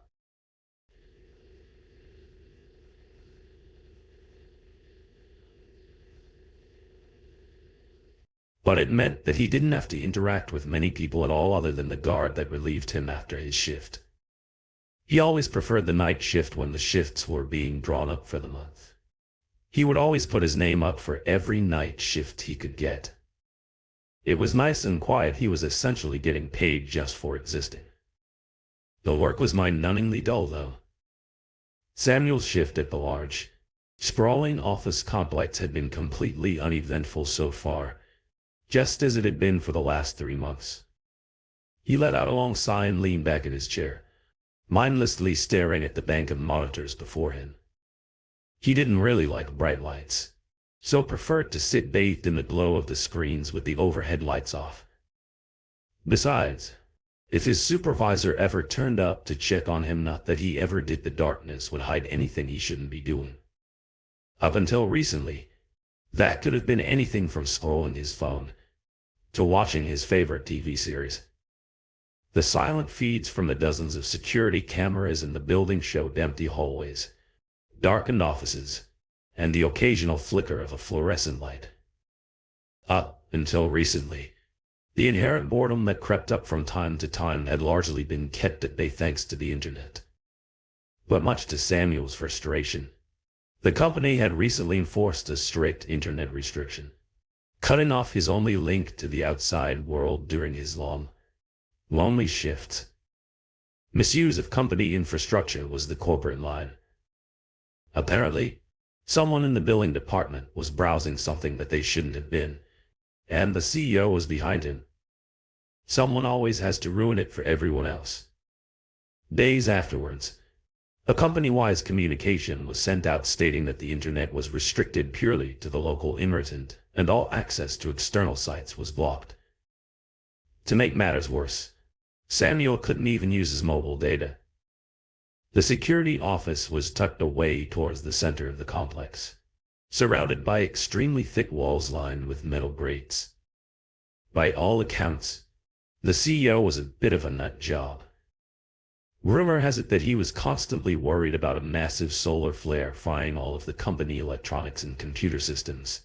So in constructing the building, made sure that the walls were in effect a huge Faraday cage, blocking all electromagnetic signals. Unfortunately for him, that included mobile phone signals. With nothing else to occupy his mind, Samuel's eyes glanced around the room looking for something to do. His eyes locked onto the monitors. In a split second, he decided that he may as well pass the time by reviewing the previous day's security footage. It could be his own personal TV show, only with people sitting at their desks and working on computers. It didn't sound thrilling, but it was better than nothing. Maybe he'd catch a raccoon in the parking lot or find out about a secret office romance. Anything would be a welcome distraction at this point. So with that, Samuel pulled up the footage starting from 8 in the previous morning. It was amazing just how little work got done in the first hour or so of the day. People coming into the office, having that endless small talk about what people got up to the night before, or the weather. Grabbing a coffee or 3 before finally logging on and starting to settle down by reading emails. He couldn't think of anything worse than small talk. With a sharp huff through his nostrils, he fast-forwarded through the mundane scenes of Phi Novo employees going about their day. His eyes darted around the screen, looking for anything extraordinary or of note. Hours blurred by in a matter of seconds. But then, something peculiar caught his eye. Samuel pressed pause immediately, and proceeded to rewind the footage by a few minutes. He then played it at normal speed. There, in the corner of the 4th floor lobby, stood a figure. The camera angle was too distant to make out any fine details, but the person was in her living room still. He paused the footage now and again to try and see whether they were holding a phone or talking hands-free. Nothing. From what he could see, the person was simply standing motionless, not moving a muscle, not even moving their mouth. Samuel squinted at the screen. The figure remained still for about 5 minutes before disappearing out of frame. Not walking out of frame, mind you, just not appearing in the footage any longer. They were there one frame, and then not the next. Curious. Samuel noted the time, 11:47 a.m. He continued watching, with a more discerning eye now that he had spotted the figure. For several hours, he didn't see anything strange. But at 3:00 p.m., the same figure appeared again, in the exact same spot. Again, they stood there, eerily still, for several minutes before vanishing into thin air. What made the occurrence even stranger was that no one was acknowledging the figure on the footage. People were walking directly past him, no one looking in his direction at all. And the figure wasn't acknowledging the people either. Its head was tilted downwards, almost as if it was staring at the floor. He checked the rest of the day's footage until around 8 p.m. when he started his shift. And nothing. Just those 2 brief periods of time, in that exact spot. Samuel looked up to the monitor in the top left that contained the live feed of the 4th floor lobby, in trepidation. To his relief, the lobby was empty. Samuel rewound further, scanning through the previous day's footage as well. The pattern was consistent. The figure always appeared at 11:47 am and 3:00 p.m., standing in the same location, never moving. Throughout the rest of his shift, he kept a watchful eye on the live feed monitors, scanning for any sign of the figure or anything untoward. Nothing happened, and the rest of the shift passed uneventfully until he was relieved by his colleague at 6 a.m. However, as much as he wanted to go home and get some much-needed sleep, Samuel was determined to try and get some answers. He was sure that there would be some reasonable explanation for this. There had to be. So as the office workers began to scan their passes and enter the building, he tried to grab a couple of his colleagues that were no more than acquaintances, but at least knew each other's names, to try and prod them for information. "Hey, have you noticed anything strange on the 4th floor lobby around noon or mid-afternoon?" he asked casually, trying to gauge their reactions. But one by one, as they sipped from their cups of coffee, they all gave him puzzled looks and shook their heads. "No, can't say I have," said Colin, one of the pencil pushers in finance. "Why do you ask?" Samuel hesitated, unsure how much to reveal. After all, they might think he was crazy. "Just some odd activity on the cameras," he said. "Probably nothing." By the end of his line of questioning for his colleagues, Samuel was frustrated that he was no closer to any kind of answer. It seemed as though this apparition couldn't be seen. Either that, or he was imagining all of it. Come to think of it, he hadn't been getting much sleep lately. He put it out of his mind, and simply chalked it up to his mind playing tricks on him. After all, the human brain was capable of some weird stuff if you're deprived of enough sleep. He swiped his path through the entrance gates, got into his pickup truck and turned on the engine. All he needed was a good sleep, and he'd be right as rain ready for his next night shift later in the day. Unfortunately, as Samuel laid in bed, he couldn't get the image of that figure out of his head. He'd gone 3 days without sleep before, and he'd never seen anything like that as long as he'd lived. He tossed and turned for hours, before finally passing out from exhaustion for a few hours. The next shift would be hell, as he had done for the past few nights. He arrived at the fine oval building later that evening ready for his next shift. He shuffled his way to the security office, his legs feeling like lead weights. "Jesus, Samuel, you look like hell. Everything okay?" said David, the lifer who had been at Phi Novo for 30 years. It seemed to be a good partnership. David was approaching retirement and didn't want the inconvenience of a night shift these days. He likely couldn't believe his luck when someone like Samuel came along. Yeah, sighed Samuel. Just had a bad sleep. A few coffees will perk me up. Okay, well, give me a call if you need anything.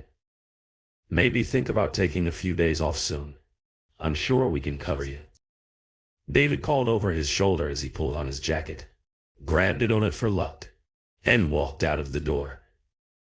Luckily, the security office had a coffee machine, for all the good that it did Samuel. Within an hour of starting his shift, he downed 3 of them. Black, no sugar, pure caffeine. However, as he settled down in his chair, he found his eyelids drooping. To the soothing hum of the electronic equipment, he found himself drifting off to sleep. Suddenly, Samuel awoke with a start. He hadn't meant to doze off there, but at least he was feeling more alert now. The caffeine must have started to kick in. He glanced up at the red digits at the clock, 11:45 p.m. Wow, he'd been out for 3 hours. In a panic, he scanned around the glowing monitors looking for anything suspicious. He couldn't afford to lose this job. It was already the 3rd job he'd had this year. His eyes darted from screen to screen, each one showing the same empty hallways and silent offices that he was familiar with. A sense of relief washed over him. It seemed like he hadn't missed anything important while he was sleeping. As he sat back, however, trying to shake off the lingering cobwebs from sleep, something caught his eye on the top left monitor. It was the 4th floor lobby feed. It was flickering, obscuring the video. He checked the system logs for any signs of system issues. Nothing reported. Great. He muttered under his breath, getting up slowly from his seat. He'd have to go and physically investigate the area. After all, as unlikely as it was, someone could have tampered with the camera. No doubt, though, it was due to the shoddy equipment in this place. Costs were cut wherever they could. They'd even changed the coffee to a terrible own brand lately. As Samuel gulped down the last remnants of his drink, it was bitter and cold. Still, caffeine is caffeine. He grabbed his flashlight from the table and made his way out of the room. Trudging through the darkened hallways, his footsteps echoed in the empty building. The building seemed so devoid of life now. The silence was almost oppressive. The faint hum of the Vox system in the background did little to break it. Samuel reached the elevator and pressed the button for the 4th floor. The security office was on the 1st floor, and there was no way he was going to climb 3 flights of stairs. Especially considering he was dead on his feet due to lack of sleep. His legs still felt as though they were weighing him down. As the elevator door opened, he stepped inside. The ride was nerve-wracking and slow, and he found himself tapping his foot anxiously as the elevator ascended. After what seemed like an age, the doors slid open. He turned on his flashlight with a distinct click and stepped out into the lobby. The lights on these floors were automatically switched off during these times to save on electricity costs. Samuel noticed that the air was noticeably colder here, and he began to feel uneasy. Cautiously, he shone the beam of his flashlight around the room, taking particular interest in the corners of the room. Nothing, to his huge relief. He moved the light up to the position of the camera to check for any evidence of tampering. It looked absolutely fine. Maybe it was just a technical glitch. Just as he let out a sigh and was about to head back to the security office, a movement at the edge of his vision caught his eye. He turned quickly, heart beating out of his chest. Again, nothing. He stood still for a moment, straining to listen for any sound. The only noise he could hear was the distant hum of the building systems. I feel like I'm going crazy, Samuel whispered to himself, as he performed a final sweep of the lobby with his flashlight. Now convincing himself that it was just a combination of his mind playing tricks on him and a lack of sleep, he turned and walked back to the elevator. As the doors slid shut behind him, he couldn't shake the feeling that he was being watched. Back in the sanctuary of the security office, Samuel took in a big breath and settled back into his chair, putting the heavy flashlight back onto the table with a large thump. Looking up at the top left monitor for the fourth-floor lobby, he could see that the feed was back to normal now. Just a glitch in the system. The rest of the night proceeded to pass uneventfully, and he found himself dozing off again in pockets. When he was relieved at the end of his shift by another younger member of the team, he shuffled out of the office without a word and made his way home. Although he felt physically and mentally exhausted, Samuel just couldn't settle down to get any restful sleep. He even tried having a few shots of whiskey, but that just ended up making him lightheaded. He was never much of a drinker. As is always the case when you have severe insomnia, he found himself obsessively worrying about how much time was left for him to get some sleep as the hours ticked by. He had another night shift coming up, and he was dreading it. He knew he should probably call in sick, but he'd only been in the job for 3 months. He had to keep a roof over his head. As Samuel reflected back over the past few days, he realized that in between brief naps and micro-sleeps, he'd probably had around 5 or 6 hours sleep in the last 3 days. This was killing him. Upon heading out of the door that evening, he could hardly see straight. There was no way he could drive in this condition. He called a cab. He only lived a 10-minute drive from the office. Last thing he needed was getting into an accident. His eyelids felt heavy as he tapped his pass in at the gates. It felt like he was walking into hell. He had to get some sleep after this shift. He just had to.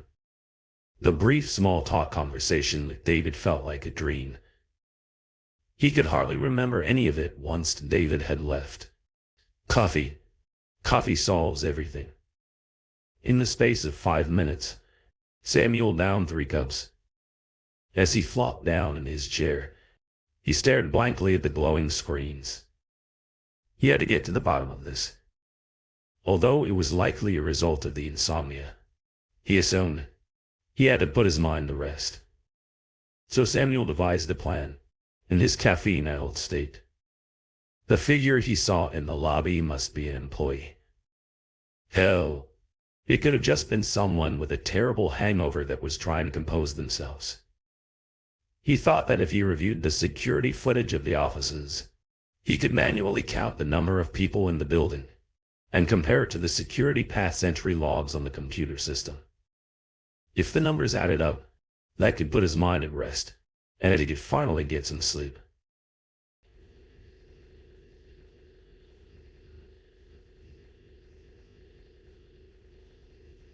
But he spent the next 2.5 hours meticulously looking over the building's camera footage. He checked and double-checked his numbers. His calculations were as precise as he could manage, and he came to the same number every time. He could cross-reference every single employee in the building on that day to the security pass records, apart from one. To his horror, as much as he struggled to come to terms with it, the calculations were always out by 1. The manual count showed 1 more person in the building than the entry logs. Someone, or something, was inside the office that shouldn't be there. As he held his head in his hands, stressing about how on earth he would ever manage to get any sleep ever again, he heard an electrical crackling noise cut through the silence. It was to the left of him. Carefully glancing upwards, he subconsciously knew where it would be coming from. The top left monitor, the 4th floor lobby. Looking at the timestamp, for some reason it was playing a feed from the previous night, midnight. The footage showed Samuel stepping out of the elevator, the first signs of which was the bright beam of light coming from the opening doors. Reliving it again, it ran through him, searching the lobby and finding nothing. Then, With a shrug of the shoulders, it showed Samuel calling the elevator and waiting for the doors to slide open. With his back to the lobby, the feed on the monitor buzzed and flickered. Just as he disappeared through the entrance to the elevator, there it was. The figure appeared in the corner of the frame. 1 second it wasn't there, and the next, there it was. Samuel's breathing began to quicken, and his eyes widened as he watched the figure standing motionless, exactly where it had been before. Only, it seemed different this time, more defined. It seemed as though the figure was superimposed onto the screen. The rest of the feed was slightly blurry as the rest of the screens were, but the figure was crystal clear. Rather than staring at the ground like the figure he saw during the day, it was staring directly at the camera. There were 2 gaping black holes where its eyes should be. Samuel let out an audible and involuntary groan due to the fear coursing through his body. After several seconds of the figure staring into his soul, the screen flickered again violently, and the figure disappeared. Fumbling for the controls, he rewound the footage and played it again. He didn't want to, but he needed to know if he really just saw what he saw. Again, he stepped out of the elevator on the footage, looked around, and eventually stepped back inside. He waited with bated breath for the figure to appear again. Only this time, nothing. Was he going crazy? Almost by instinct, Samuel reached in panic for the phone to call David. But he hesitated. What if it was nothing? What if it was just a trick of the light? Or a glitch in the camera feed? Or more likely, what if it was a hallucination from having hardly slept in 3 days? He was certainly wide awake now due to the adrenaline flowing through his veins, but up until now he had felt like a zombie. But deep down, he knew what he saw. Something wasn't right. He took a deep breath and dialed David's number, which was on a sticky note attached to one of the monitor screens. David, it's Samuel. I'm sorry, but I need you to come back here. There's something weird happening on the 4th floor lobby camera. What the? Samuel, it's almost midnight. Can't this wait until morning? David's voice was groggy and deep, clearly having been woken up. Sorry, but it really can't. I need you to see this. I can't explain or describe it. You need to see it in person. There was a long pause before David sighed in exasperation. Fine. I'll be there in 20 minutes. Just before David disconnected the call, he could hear him faintly complaining to his wife.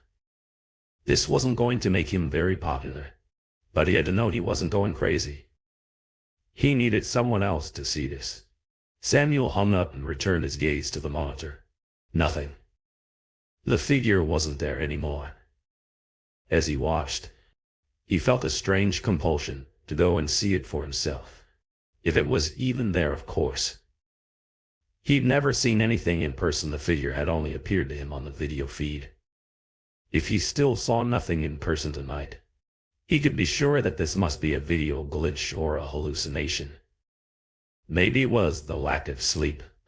Maybe it was innocent curiosity. Or maybe it was something else entirely. He grabbed his flashlight as he did the previous night, made his way to the elevator. This time, Samuel's steps felt heavier, no doubt due to the sleep deprivation. Each footstep echoed ominously throughout the empty hallway. His flashlight beam danced along the walls as he pressed the button for the elevator. The low hum of the machinery seemed louder than usual. As the door slid open with a ding, he hesitated slightly, peering cautiously into the empty car. Nothing out of the ordinary.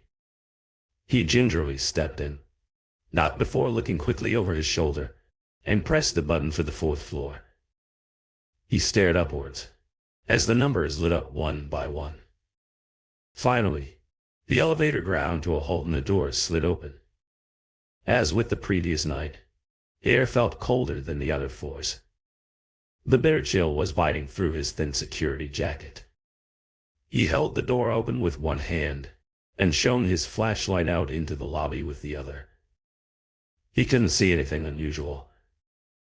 He stepped out, his eyes scanning the large room, moving corner to corner. The flashlight landed on the spot where he had seen the figure on the footage. Nothing. He took a deep breath, trying to steady his nerve. Maybe it was his imagination after all, he thought. He edged closer and closer to the spot in the corner. The air almost began to feel thick as he approached. He could almost feel static at his fingertips. He'd never felt anything like it before. Just as he planted his feet, the flashlight began to flicker in his hand. His breaths became rapid as he slapped the flashlight with his hand, in strong, sharp strikes. "God, please," he pleaded. It flickered once more, before finally going out completely, plunging him into darkness. In a panic, Samuel dropped the flashlight to the floor, crashing against the hard surface with a crack. He fumbled around in his jacket pocket for his phone. Any light would be better than nothing. His pocket was empty. He then realized that in his sleepless haze, he'd forgotten to pick up his phone from his bedside table at home. He swore under his breath. Samuel stood there, motionless, his feet planted to the floor in fear. As his eyes began to slowly adjust to the extremely low level of ambient light from the elevator display, he noticed something peculiar. He could see his breath misting up in front of his face, creating faint wisps of smoke rising upwards. It was freezing cold. Then, behind him, he started to hear something. It was very faint at first, struggling to be heard over the hum of the building's ventilation systems. But it slowly grew louder and louder and louder, a soft whispering or whimpering sound. He'd never heard anything like this before. Samuel was frozen in place. He physically found it impossible to turn around. However, just as the whispering grew louder, it stopped. "You're imagining things again, Samuel. Pull yourself together," he said to himself, his voice trembling with fear. He had to go back and meet with David. He'd be arriving soon. Perhaps they could both investigate, and David could confirm that it was just his mind playing tricks on him. He slowly turned around, and, to his relief, there was nothing there. Although it was essentially pitch black, he could see the glowing number display above the elevator. It still read 4 in a bright red similar to the clock display in the security office. Shuffling his feet, he headed towards the elevator and fumbled around to the side of it, eventually mashing the button once he found it. The elevator doors slid open with a groan, and he rushed inside the well-lit haven, frantically pressing the button for the first floor. The doors closed shut, and it was silent. Gone was the soothing hum of the building systems. All he could hear was his rapid heartbeat in his throat, and his labored breathing. However, he noticed something. It was too silent. He couldn't hear any of the elevator mechanisms moving, nor the subtle buzz of the lighting. The first floor button was lit, but the display was stating that he was still on the 4th floor. Screw this. I'll just take the stairs," he said out loud, jamming the open door button in a frenzy. The door wouldn't budge. Samuel tried prizing the steel doors apart with his fingertips, but there was absolutely no give. They were completely unyielding. Feeling panic rise in his chest, he started to hammer at the doors with his fists, yelling for help. It was completely automatic. He knew that there was no one else in the building, and David must have been at least 10 minutes away still. David, of course. He'd called him before he left the security office. All he had to do was sit tight, and David would notice the elevator wasn't working. He hated stairs even more than Samuel did. And so, his breathing started to slow and the suffocating grasp of panic began to subside. He closed his eyes, placed his head against the doors with his hands splayed, and took some deep breaths. Then, he heard that flickering sound again. The same one he heard when he was watching the fourth-floor lobby feed back in the security office. Opening his eyes, he could see that the display above the keypad was going haywire, and the numbers were lighting up at random. Samuel's eyes widened in fear. He then heard a horrendous crackling noise coming from above him. As he craned his neck upwards, the bright halogen lights above him were also flickering. All of a sudden, one of the lights went out, then another, and another. To his terror, the rest of the lights then went out in the space of a nanosecond, sending him into complete darkness. What he hadn't realized is that the elevator had gone freezing cold, and he started to shiver partly due to the temperature, and partly due to the adrenaline coursing through his body right now. He was hyperventilating now, and was frozen in place. He didn't know what to do.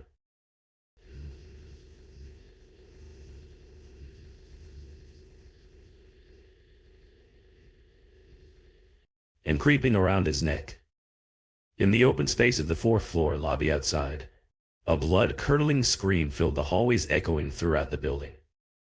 When David arrived 15 minutes later, he found the security office empty.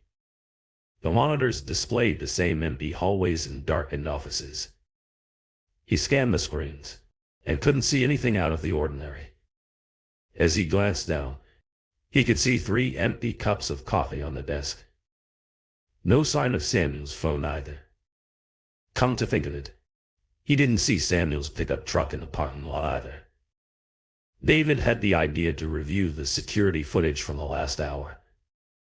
He managed to see Samuel leave the security office, head up to the 4th floor, and look around. After a few minutes, he called the elevator again and stepped back inside. The feeds then flickered and went black. About 5 minutes of footage was missing by his count. Strange. He'd gotten the elevator up the 1st floor with no issues. Certainly no sign of Samuel. Checking the system logs, he found out that there was a brief electrical surge 15 minutes ago, knocking out the electronics. It forced the systems to perform a reboot once the power was back. This happened now and again.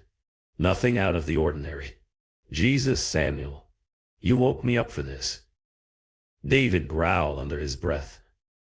The inexperienced security guard must have seen the electrics play up, and panicked, calling him. He then thought back to what he'd told Samuel a couple of days ago. They'd cover for him if he wanted a break. Admittedly, he did look like absolute hell last time he saw him. If you wanted me to cover your shift, all you needed to do was ask. None of this smoke and mirrors, he said out loud, barely being able to mask his annoyance. He must have thought he could use this as an excuse to get David to come out here and cover the rest of his shift. That's the only reasonable explanation after all. His phone was gone and his pickup truck wasn't there. So, with a quick call to his wife to let her know that he'd be gone for a few more hours, David grabbed a cup of coffee and settled back in his chair with a huff.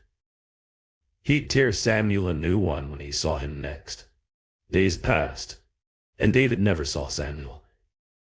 The company assumed that he must have let the stress and loneliness of the job get to him. After all, he only ever did night shifts. They had this happen occasionally. The job wasn't for everyone.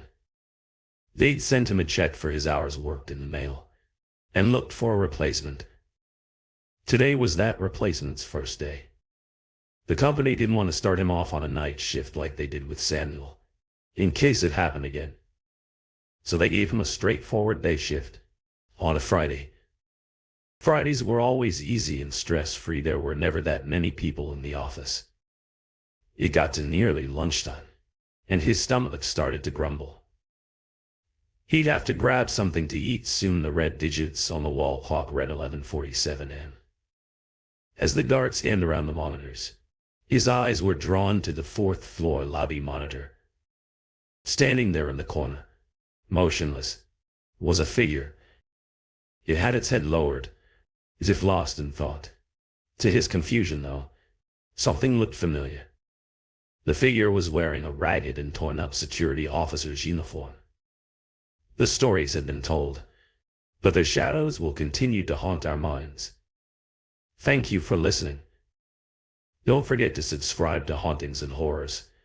Turn on notifications so you won't miss any thrilling horror stories. Good night, and sweet dreams.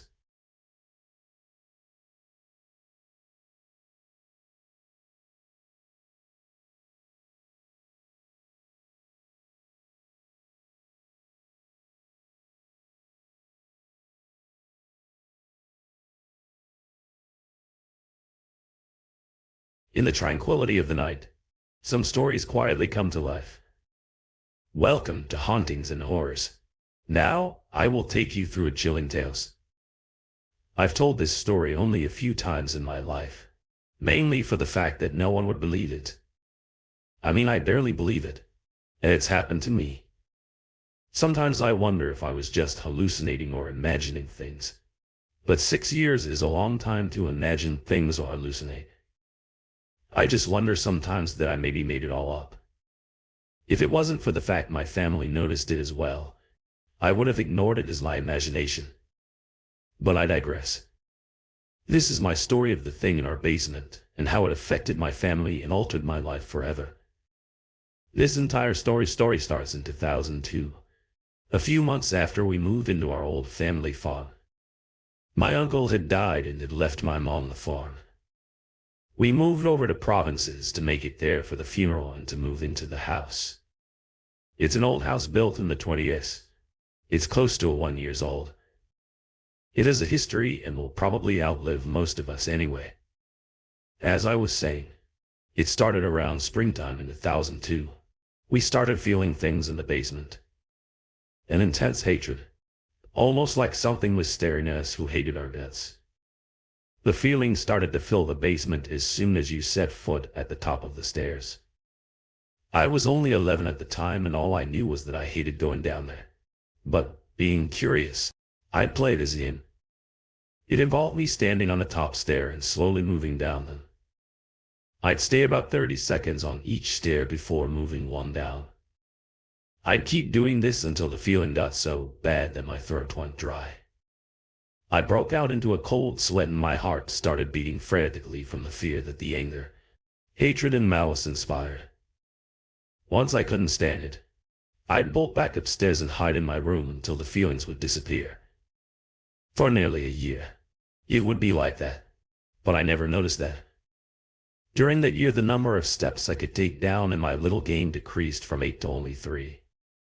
In the fall of 2003, I had to get a loaf of bread from the freezer downstairs. Usually I avoided such tasks because I hated how the basement made me feel. But I figured I'd do it quickly and have it done and over with. I stood at the top of the stairs, a knot of fear forming in my stomach. I was apprehensive and so I started walking down. When I tripped on the third step from the top and tumbled the rest of the way down, I lay dazed on the floor. My head had cracked against the concrete wall at the bottom of the stairs. My mom had to come down and help me back up, but I remember lying there and thinking I saw something underneath the stairs, a dark figure with narrowed yellow eyes. But I thought nothing of it. I'd hit my head pretty hard and had a concussion, yet I couldn't stop the feeling on my right foot. It felt like someone had grabbed it right before I tripped and felt a large hand holding down the top of my foot, making me fall. I stopped going down there after that. I'd find ways to get out of it if I had to pass it off as I was too busy or I had to do something else. It wasn't until a while later that I saw that I had a pretty deep cut on my foot. I figured I'd gotten it when I tumbled down the stairs, but I knew down in my stomach that it had come milliseconds before I'd fallen. I still have the scar reminding me of what had happened. The thing down there really started to scare me. Because in February 2004 I felt like it was talking to me, not really talking, but whispering things to me as I passed the gaping doorway that led down there. The basement opening sat right between the living room and the kitchen, so I had to pass it constantly. If I stayed near it for too long, the whispering would get loud enough that I could hear some of what was being said. Usually nonsense words that leave hate. No things like that. But if I even stepped on the very top step, I could hear a voice whispering humorously for me to come down, for me to take another step. I'd start seeing things the longer I stood there. A dark shadow right next to the stairs, a flash of glowing yellow eyes and black shadows reaching between the steps on the stairs. I swore I could hear the thing chuckling. As I ran away, I was terrified because I started feeling the thing on the main floor of the house. It was like hundreds of eyes watching you with such malice and hatred that you wanted to be sick. Around June, the thing found its way into my bedroom. I was sleeping on the main floor in what used to be the porch, when I woke up to the feeling of something staring at me with great hatred and malice. I opened my eyes and it was there in the darkest corner of my room. The fear paralyzed me and I couldn't move. I couldn't breathe. The thing didn't move. It just stared at me with the glowing eyes. I didn't know when it left or how long it stayed, but I just remember being cold with fear. And when it was gone, I remember feeling utterly sick to my stomach. I shook violently for close to an hour afterwards, and I was in a cold sweat. I didn't sleep for the rest of the night. I just sat in my bed staring at the dark corner that now just looked like a corner for the rest of the night. It wasn't until the sun rose and the light removed the shadows from the corner that I found the strength to move from that spot. It happened infrequently, the thing going into my room and staring at me. It was never regular. It was as if the thing wanted to keep me off balance and, terrified, to fall asleep.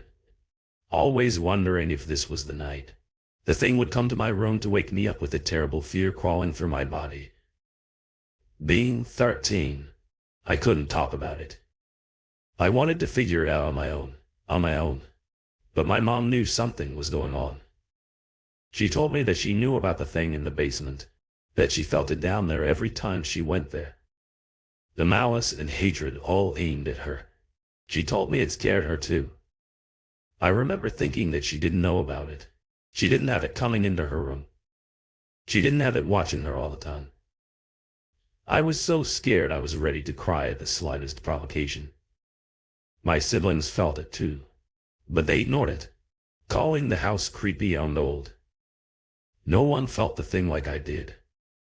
Then, a few months later, the thing did something I didn't think it was capable of. The constant fear had settled onto my skin like a tight and dark blanket. It dragged me down. My school marks had fallen into the low 60s and I couldn't shake it off. No matter how hard I tried. I wasn't sleeping properly and the thing still came into my bedroom to wake me up and terrify me for a few minutes or an hour. I never knew the exact time the thing stayed.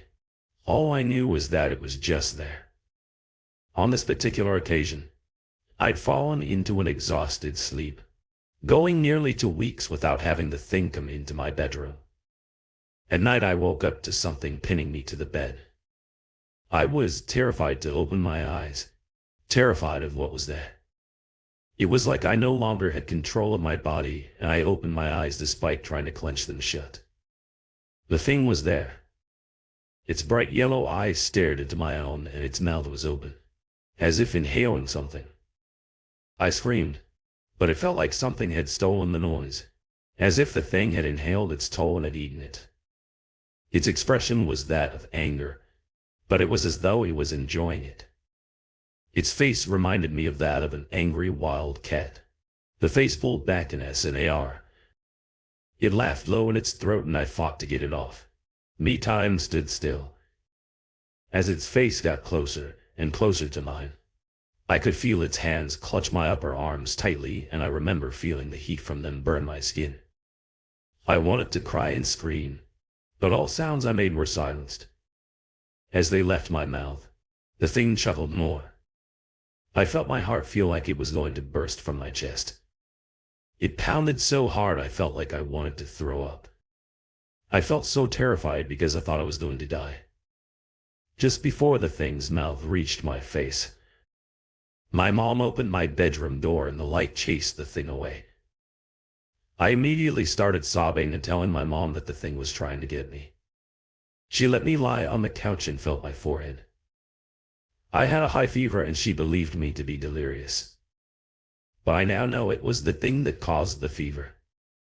How hot its hands had been on my skin. How the heat burned through my body and scared me more than its face ever could. It was just after that incident that I discovered a change in my behavior. I felt angry all the time. Not just angry, but filled with rage. I'd shout and scream at the slightest things, dark and brooding. My mom told me it was like she didn't know me. At times like I'd changed overnight. I scared myself. During this time I couldn't control my anger. I couldn't control my actions. The thing retreated to the basement, and I couldn't understand what was going on. But I felt more comfortable around the basement like I was home when. Down there, it was only after a few weeks that I realized the thing had accomplished what it tried to do. It had planted the seeds of hate, malice, and anger within me. It terrified me more than anything, because not only did those seeds grow, but I was losing more and more of myself when they did, and I had no way to get myself back. I was slowly becoming like the thing in the basement, and there was nothing I could do to stop. It was around the peak of bad behavior that I met an unusual person. Well, not so much a person, but a thing like the one in the basement. But it was like the yin to the thing in the basement's yang. Whereas the thing in the basement was evil, angry and terrifying, this other thing was the complete opposite, a ghost, a guardian, a night guardian, an angel. I had no clue. All I know is that when I met him, I was free of fear, anger, hate and malice for the first time in nearly 2 years. It was such a relief to be free from such negative feelings for the first time in so long. It felt so wonderful that I wanted to cry. I knew it was a male, because when I saw him he was younger, a few years older than me, but still young. I was 13 and I first met him on the family farm. I remember feeling like I knew him, that he'd been looking after me for a while, but I'd never met him before in my life. It was that familiarity that made it, so I wasn't at all concerned for my safety as I asked him his name and if he'd like to come into the house for a drink of water. Let me elaborate a bit here. I'm getting ahead of myself and my thoughts are scattered everywhere. It was June 2005 and I was wandering around the large span of trees behind the house, when I looked through a break in the trees and saw him being as curious as I was. I walked through the trees until I broke through and stood on the edge of the clearing. His back was to me, and after a few seconds of silence, I called out a greeting. He turned around and waved.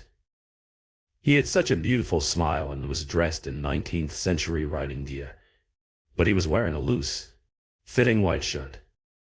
I didn't think anything of it. Many ideas of why he was dressed like that crossed my mind, but all I could think of was the fact he must have been so warm. It was a very hot day, one where you felt like you were melting if you sat down on the couch or stood still for any period of time. We stared at each other for a few minutes. The smile never left his face, and I finally realized that I felt no fear or anger. Being as calm as I was and relieved as I felt, I asked him his name. The answer made me a tad weary, not for the fact his name was Ethan, but how the answer was received. It was like it surrounded me as if he was far away, and a gust of wind carried the name over a great distance like an echo of an echo. He continued to smile, and I had to smile back. I asked him if he'd like to come in for a drink of water and to cool down. He nodded, and when I turned to the house I felt him take my hand. I looked over and no one was there. But after all I'd been through so far, I could no longer muster the urge to care. I walked with his hand in mine all the way to the house, but as soon as I opened the door I knew I'd pissed off the thing in the basement big time. I could feel him everywhere just waiting in the porch, and I stood in the open doorway to the house for a long time, not wanting to step into that, not wanting to subjugate myself to that form of mental torture. I wanted to cry because the peace that the figure Ethan had given me only a few minutes ago was completely gone. I was terrified. Once again. I forced myself to take that first step into the house, and I wasn't assaulted by the feelings as I had grown accustomed to. But I could feel another presence with me as I walked through the house. I could feel it put itself between me and the thing in the basement. That night I spent it sleeping like I never had before. I could feel Ethan in my room. At this time I'd moved upstairs to sleep the porch bedroom, no longer feeling safe to stay in. I remember waking up in the middle of the night to see Ethan again sitting in a chair, staring at the door, as if waiting for the thing in the basement to try anything. While I slept, I fell asleep after he looked over and nodded as if to say I could sleep without fear. I woke up feeling so refreshed and happy I actually surprised my mom. She gave me a hug and told me that she missed me. I knew what she'd meant. It was the first time that I had full control over my emotions and my actions, and I reveled in it. Weeks went by and the thing in the basement was stuck. Where started the basement? Those weeks turned into months, and it wasn't until the last remnants of the summer of 2006 passed that the thing in the basement came back out. Not for me, but for my year-old niece. She started having nightmares. She didn't want to sleep in her crib. Ethan, who hadn't left my side since the day I met him, left me to stay with my niece. I knew this because I found myself feeling like I had before. He came angry and terrified. The thing in the basement switched targets again. I didn't know why it targeted me like it didn't. I didn't know why it affected me like it did. But then again, I didn't know then what I know now. For a month I felt like that. Then I felt Ethan around me once again, staying in my room, putting himself between me and the thing in the basement. Shortly after, my niece started having nightmares and refusing to sleep in her crib again. We were in a battle, and the thing in the basement knew he'd caught Ethan between two things. It was me or my niece. He was going to have one of us, and there was nothing that Ethan could do to stop it. I knew that at the time.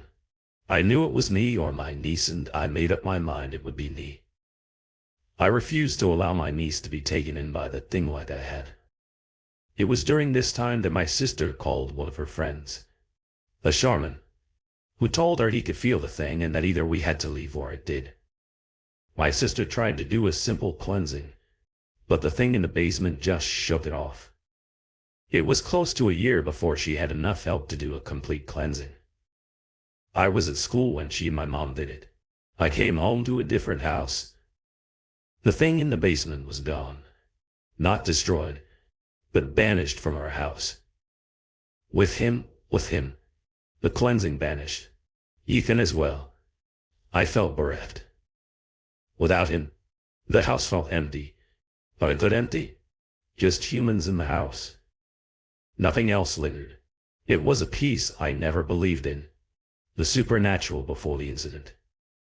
I'm an agnostic atheist, so I shouldn't believe in this stuff. But having lived it, I just can't deny it. I did some research afterwards and I discovered that I'm an HSP. A highly sensitive person, also known as an introvert. I'm able to perceive things that others cannot.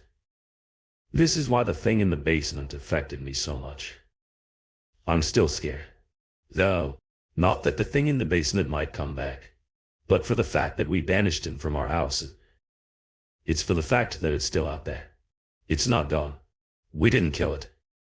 This thing is still out there, preying on people like me, hiding in the dark, waiting for the perfect time to strike, the perfect time to plant its seeds of hate, anger, and malice to create more things.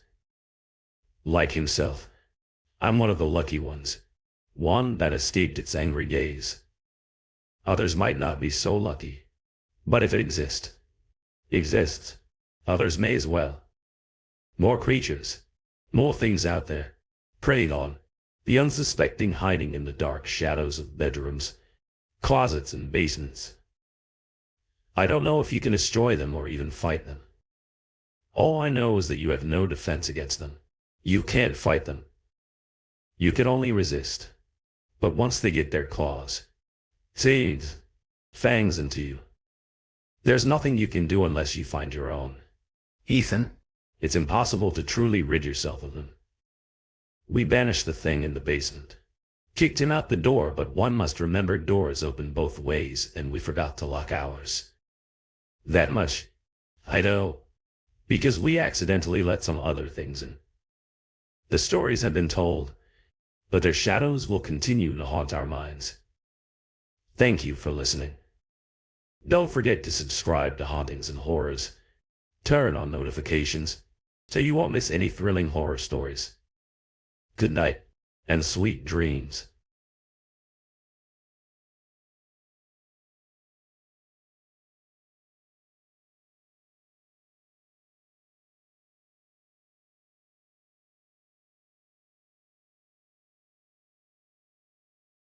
In the tranquility of the night, some stories quietly come to life. Welcome to Hauntings and Horrors. Now, I will take you through chilling tales. Ever since I was a child, I wanted to feel special, as if I meant something in the world. I've always been second best in everything I've done, and I'm not sure I've ever won anything in my life. I was always bullied. From a very young age, I'd often curl myself into a ball in a quiet corner and wish under my breath, I wish everyone would just leave me alone. Just leave me alone. Just once I would have done anything to feel important or unique. Just once. I want you to hear my story. It was a day just like any other day. I'd woken up late. Just like always, I scrambled around on my bedside table hunting for my phone, the L eating incessantly at me for attention. It was my alarm after throwing a dirty red t-shirt and last night's takeaway dinner onto the floor. There it was. It was a struggle to turn the alarm off. My brain was dull and painful. After a long night drinking with my work buddies down the pub on the corner of the town's main road, it felt as though every movement, every blink of my eye, every synapse firing in my brain was sending jolts of pain through me. Gazing at the phone screen in a daze, I could see it was midday. My mind started working, although it felt as though my brain was a dusty old filing cabinet with half of the records mysteriously lost in a fire. I couldn't remember why I had set an alarm until I started to recollect a reluctant conversation I had with my best work friend. Ashton was the only person I could bear to socialize with on weekends outside of office hours and the utterly regimented Friday night drinks to collectively forget about the week that had just gone. We both bonded over our mutual love of classic horror movies, while we differed on exactly which one was the best. The best horror movie is clearly The Shining.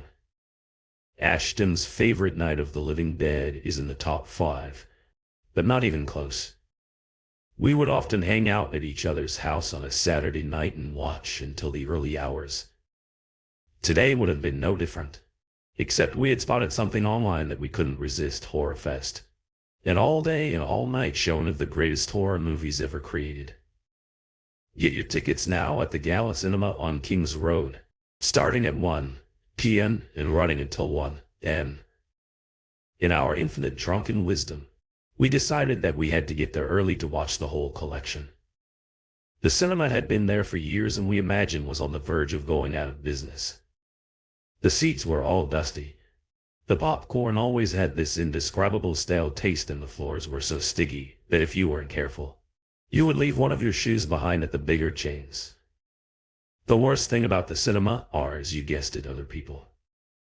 They just distract you from the screen and annoy you to no end. Despite all the shortcomings of Gala Cinema, it had one strength that couldn't be beaten: it was almost always empty. Come to think of it, that's probably why it's on the brink of closing permanently. But for this one weekend we could enjoy the classics in the way they're meant to be enjoyed. And best of all, with no one else there. Well, we didn't count on it at the time, as we were about 6 pints of beer deep by then. Was that 1 p.m. was very early start for someone whose head felt like mine did. Regardless, I was looking forward to it, so I quickly jumped in the shower, threw on my worn hoodie and jeans and headed out of the door before the cinema, though there was just enough time for a good, old-fashioned English breakfast to try and clear the hangover, and there were some fried sausages with my name on them. Ashton met me in the local Greasy Spoon Cafe and we started eating our plates of grease and fat in zombie-like fashion. However, with each mouthful we became to feel more and more human. Eventually it was 12:45 p.m. and we were both ready for some classic horror. Leaving a handful of change on the table, we headed out the door and sauntered down the road towards the tattered yet recognizable cinema, our sign on the corner. We stepped foot inside the dimly lit foyer and bought our tickets, which came with a free soft drink. Come to think of it, the reasons for the cinema going out of business were now stacking up by the minute. With huge, expectant smiles on our faces, we grabbed our full sugar soft drinks, no sugar, free for us, and large popcorns and street-row excitedly into the screening room. Although it was difficult to see, as expected, there wasn't another soul in there, looking around as though we were kings surveying their kingdom. We plunked for the 2 seats in the perfect location, 6 rows back and dead center. We had this down to a fine art by this point. The first movie was a classic Alien. We both chomped eagerly through our stale but satisfyingly salty at least popcorn, which made us gulp down our free drinks an hour through the movie. Ashton made the universally known hand motion for a drink. I nodded and Ashton shot up out of his seat and down the aisle. We'd seen this movie so many times that he would probably be able to quote the next line as soon as he came back. After only a minute or two, Ashton came back with 2 more large drinks, and this time with some candy. After that point, we remained glued to our seats for the rest of the movie and even stayed put throughout the start of the next one. We were well set for the rest of the day, and I couldn't wait for the final few movies. They were the absolute best. After 2 large drinks, I was absolutely bursting at the seams and had to visit the bathroom. I glanced over to Ashton and returned to the universal drink gesture, which was met by a passionate thumbs up. I struggled up to my feet and wandered down the aisle, looking over at the concessions counter. The attendant looked incredibly bored. He was scrolling through his phone, looking like he wished a hole could appear and swallow him whole. I couldn't take it anymore and swiftly headed into the bathroom. I grabbed the drinks. Afterwards, after what seemed like an eternity, I relieved myself and walked up to the mirror by the wash basin. The light above the mirror was incredibly dim and it was difficult to see things very clearly. I used the soap and turned the tap to wash my hands. I still didn't feel one, so I leaned in close to the mirror and pulled my eyes down bloodshot. It was going to be a long night. As I was thinking this, the light started to flicker intensely and the worst pain imaginable shot through my entire body. It felt as though a huge needle was being threaded from my head through my body and down to my toes. As this intense pain was registering, I remember thinking that this was I assumed I was having a massive stroke or something, and that I would soon perish. The light seemed to flicker in unison with the pulses of pain convulsing through me, reaching a crescendo. After what seemed like an eternity, I pushed my eyes closed and suddenly the pain stopped. I silently stood there for a moment, expecting the agony to take hold again, but it didn't. Silently, I thanked God that it was over and chalked it up to a cluster headache brought on by a mixture of the previous night's alcohol, the greasy breakfast, and the copious amounts of sugar I had just ingested. I stumbled out of the bathroom holding my head and I thought that some water would see me right walking over to the concession stand. I couldn't see the attendant anymore. I waited for a couple of minutes, but still no sign. I didn't want to miss the end of the movie, even though I'd seen it dozens of times.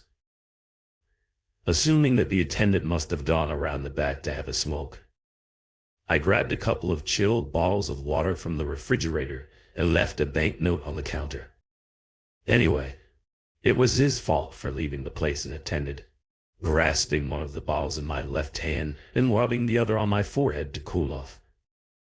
I pushed open the door, the screening room, with my foot. Fantastic. I hadn't missed much. The movie was just about to reach its crescendo, with a big payoff. The images on the screen were very dark, which made it very difficult to find my way around. I felt my way down towards our seats. 6 rows back and in the middle no one was there. I double-checked my thinking and retraced my steps. No, this was definitely 6 rows back, and in the middle of the movie was even the same one we were watching. When I left, this must be the right room, putting the bottles down on our seats. I made my way back down the aisle towards the exit. Made it a bit easier. Now that my eyes had adjusted to the light, I hurriedly stepped into the bathroom that I had not long left. Maybe somehow Ashton had needed the bathroom to enlist me. I'm not sure how that would happen, though, as it was right next door. I glanced around the dim bathroom and couldn't see any sign of Paula. I even called out to him and knocked gently upon each of the stool doors. None of them were occupied and swung open to reveal their emptiness with the smallest push. Trying to make sense of this, I reasoned that he must have nipped out of the cinema for some reason and would be back soon. I stepped out of the bathroom and glanced at the concession stand. My banknote still sat unmoved upon the counter. Strange. Not wanting to miss the end of the movie, I went back into the screening room and settled into my seat next to the now vacated seat, where a solitary bottle of water now stood. He'll be back in no time. I thought the movie ended the way it always did. I scanned around the room. Still no sign of him. After waiting for a few minutes, the next movie was about to begin, thinking he would be back soon. I tried to get comfortable and take my mind off of things with the new movie in the marathon. I felt as though I was in a trance.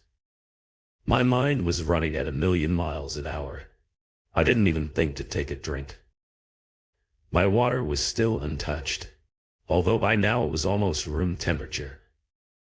I take a quick glance at my phone and somehow it was now, about an hour later, starting to get worried.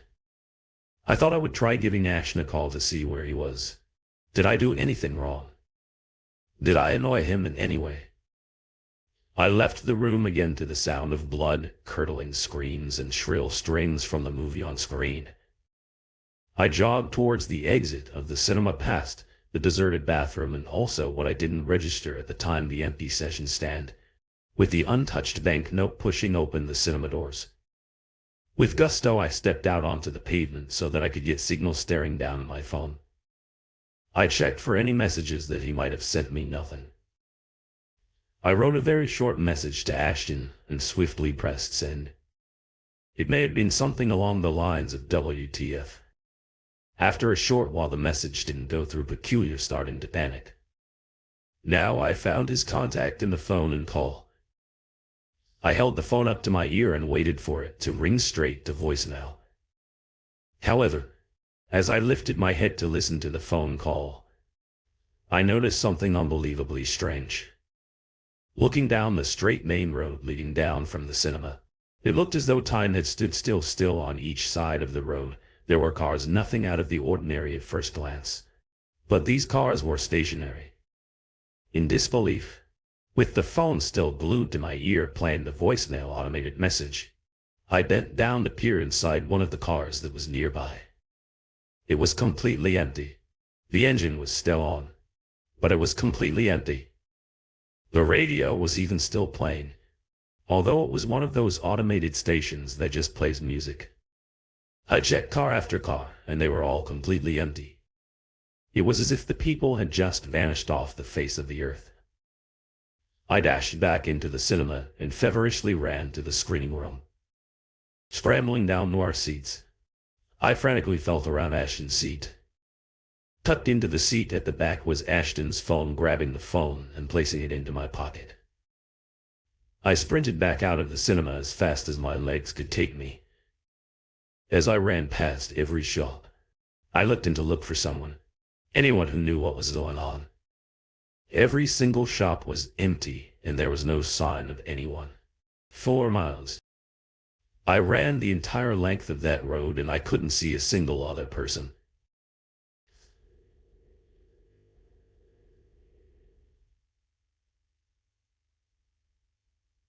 I even screamed at the top of my lungs, nothing apart from the low murmur of the car engines. After it began to get dark, I didn't know what else to do. I mean, what did I have that was familiar? What did I know? So exhausted, I struggled back to the cinema from whence I came, kicking down the projectionist booth door.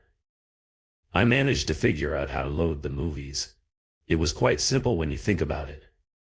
So I loaded up my favorite movie, The Shining, and, in this belief, shuffled down to the room in the seat, where things were so different this morning, and I watched for those 2 hours. I could suppress the boring, horrifying thoughts piercing my brain. These people were here.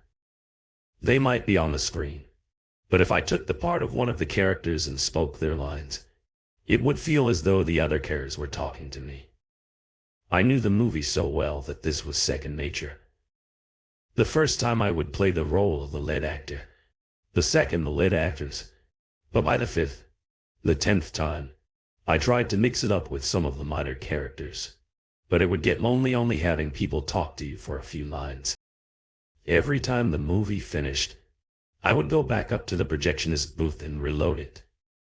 I actually became quite good at it. I've moved on from that movie now, and with every new one it feels as though new people are talking to me. I've even tried a few movies I've never seen before. I've lost count of the days now, but the banknote is still on the concession counter. It seems as though I've gotten my wish from all those years ago. Everyone's left me alone, and now I'm all by myself. I'm special now, for I may well be the last human on the earth. If anyone finds this note, you can find me at the old cinema on Kings Road. I'd love to be able to talk to another person again. Just once. Just once. The stories have been told, but their shadows will continue to haunt our minds. Thank you for listening. Don't forget to subscribe to Hauntings and Horrors. Turn on notifications, so you won't miss any thrilling horror stories. Good night, and sweet dreams.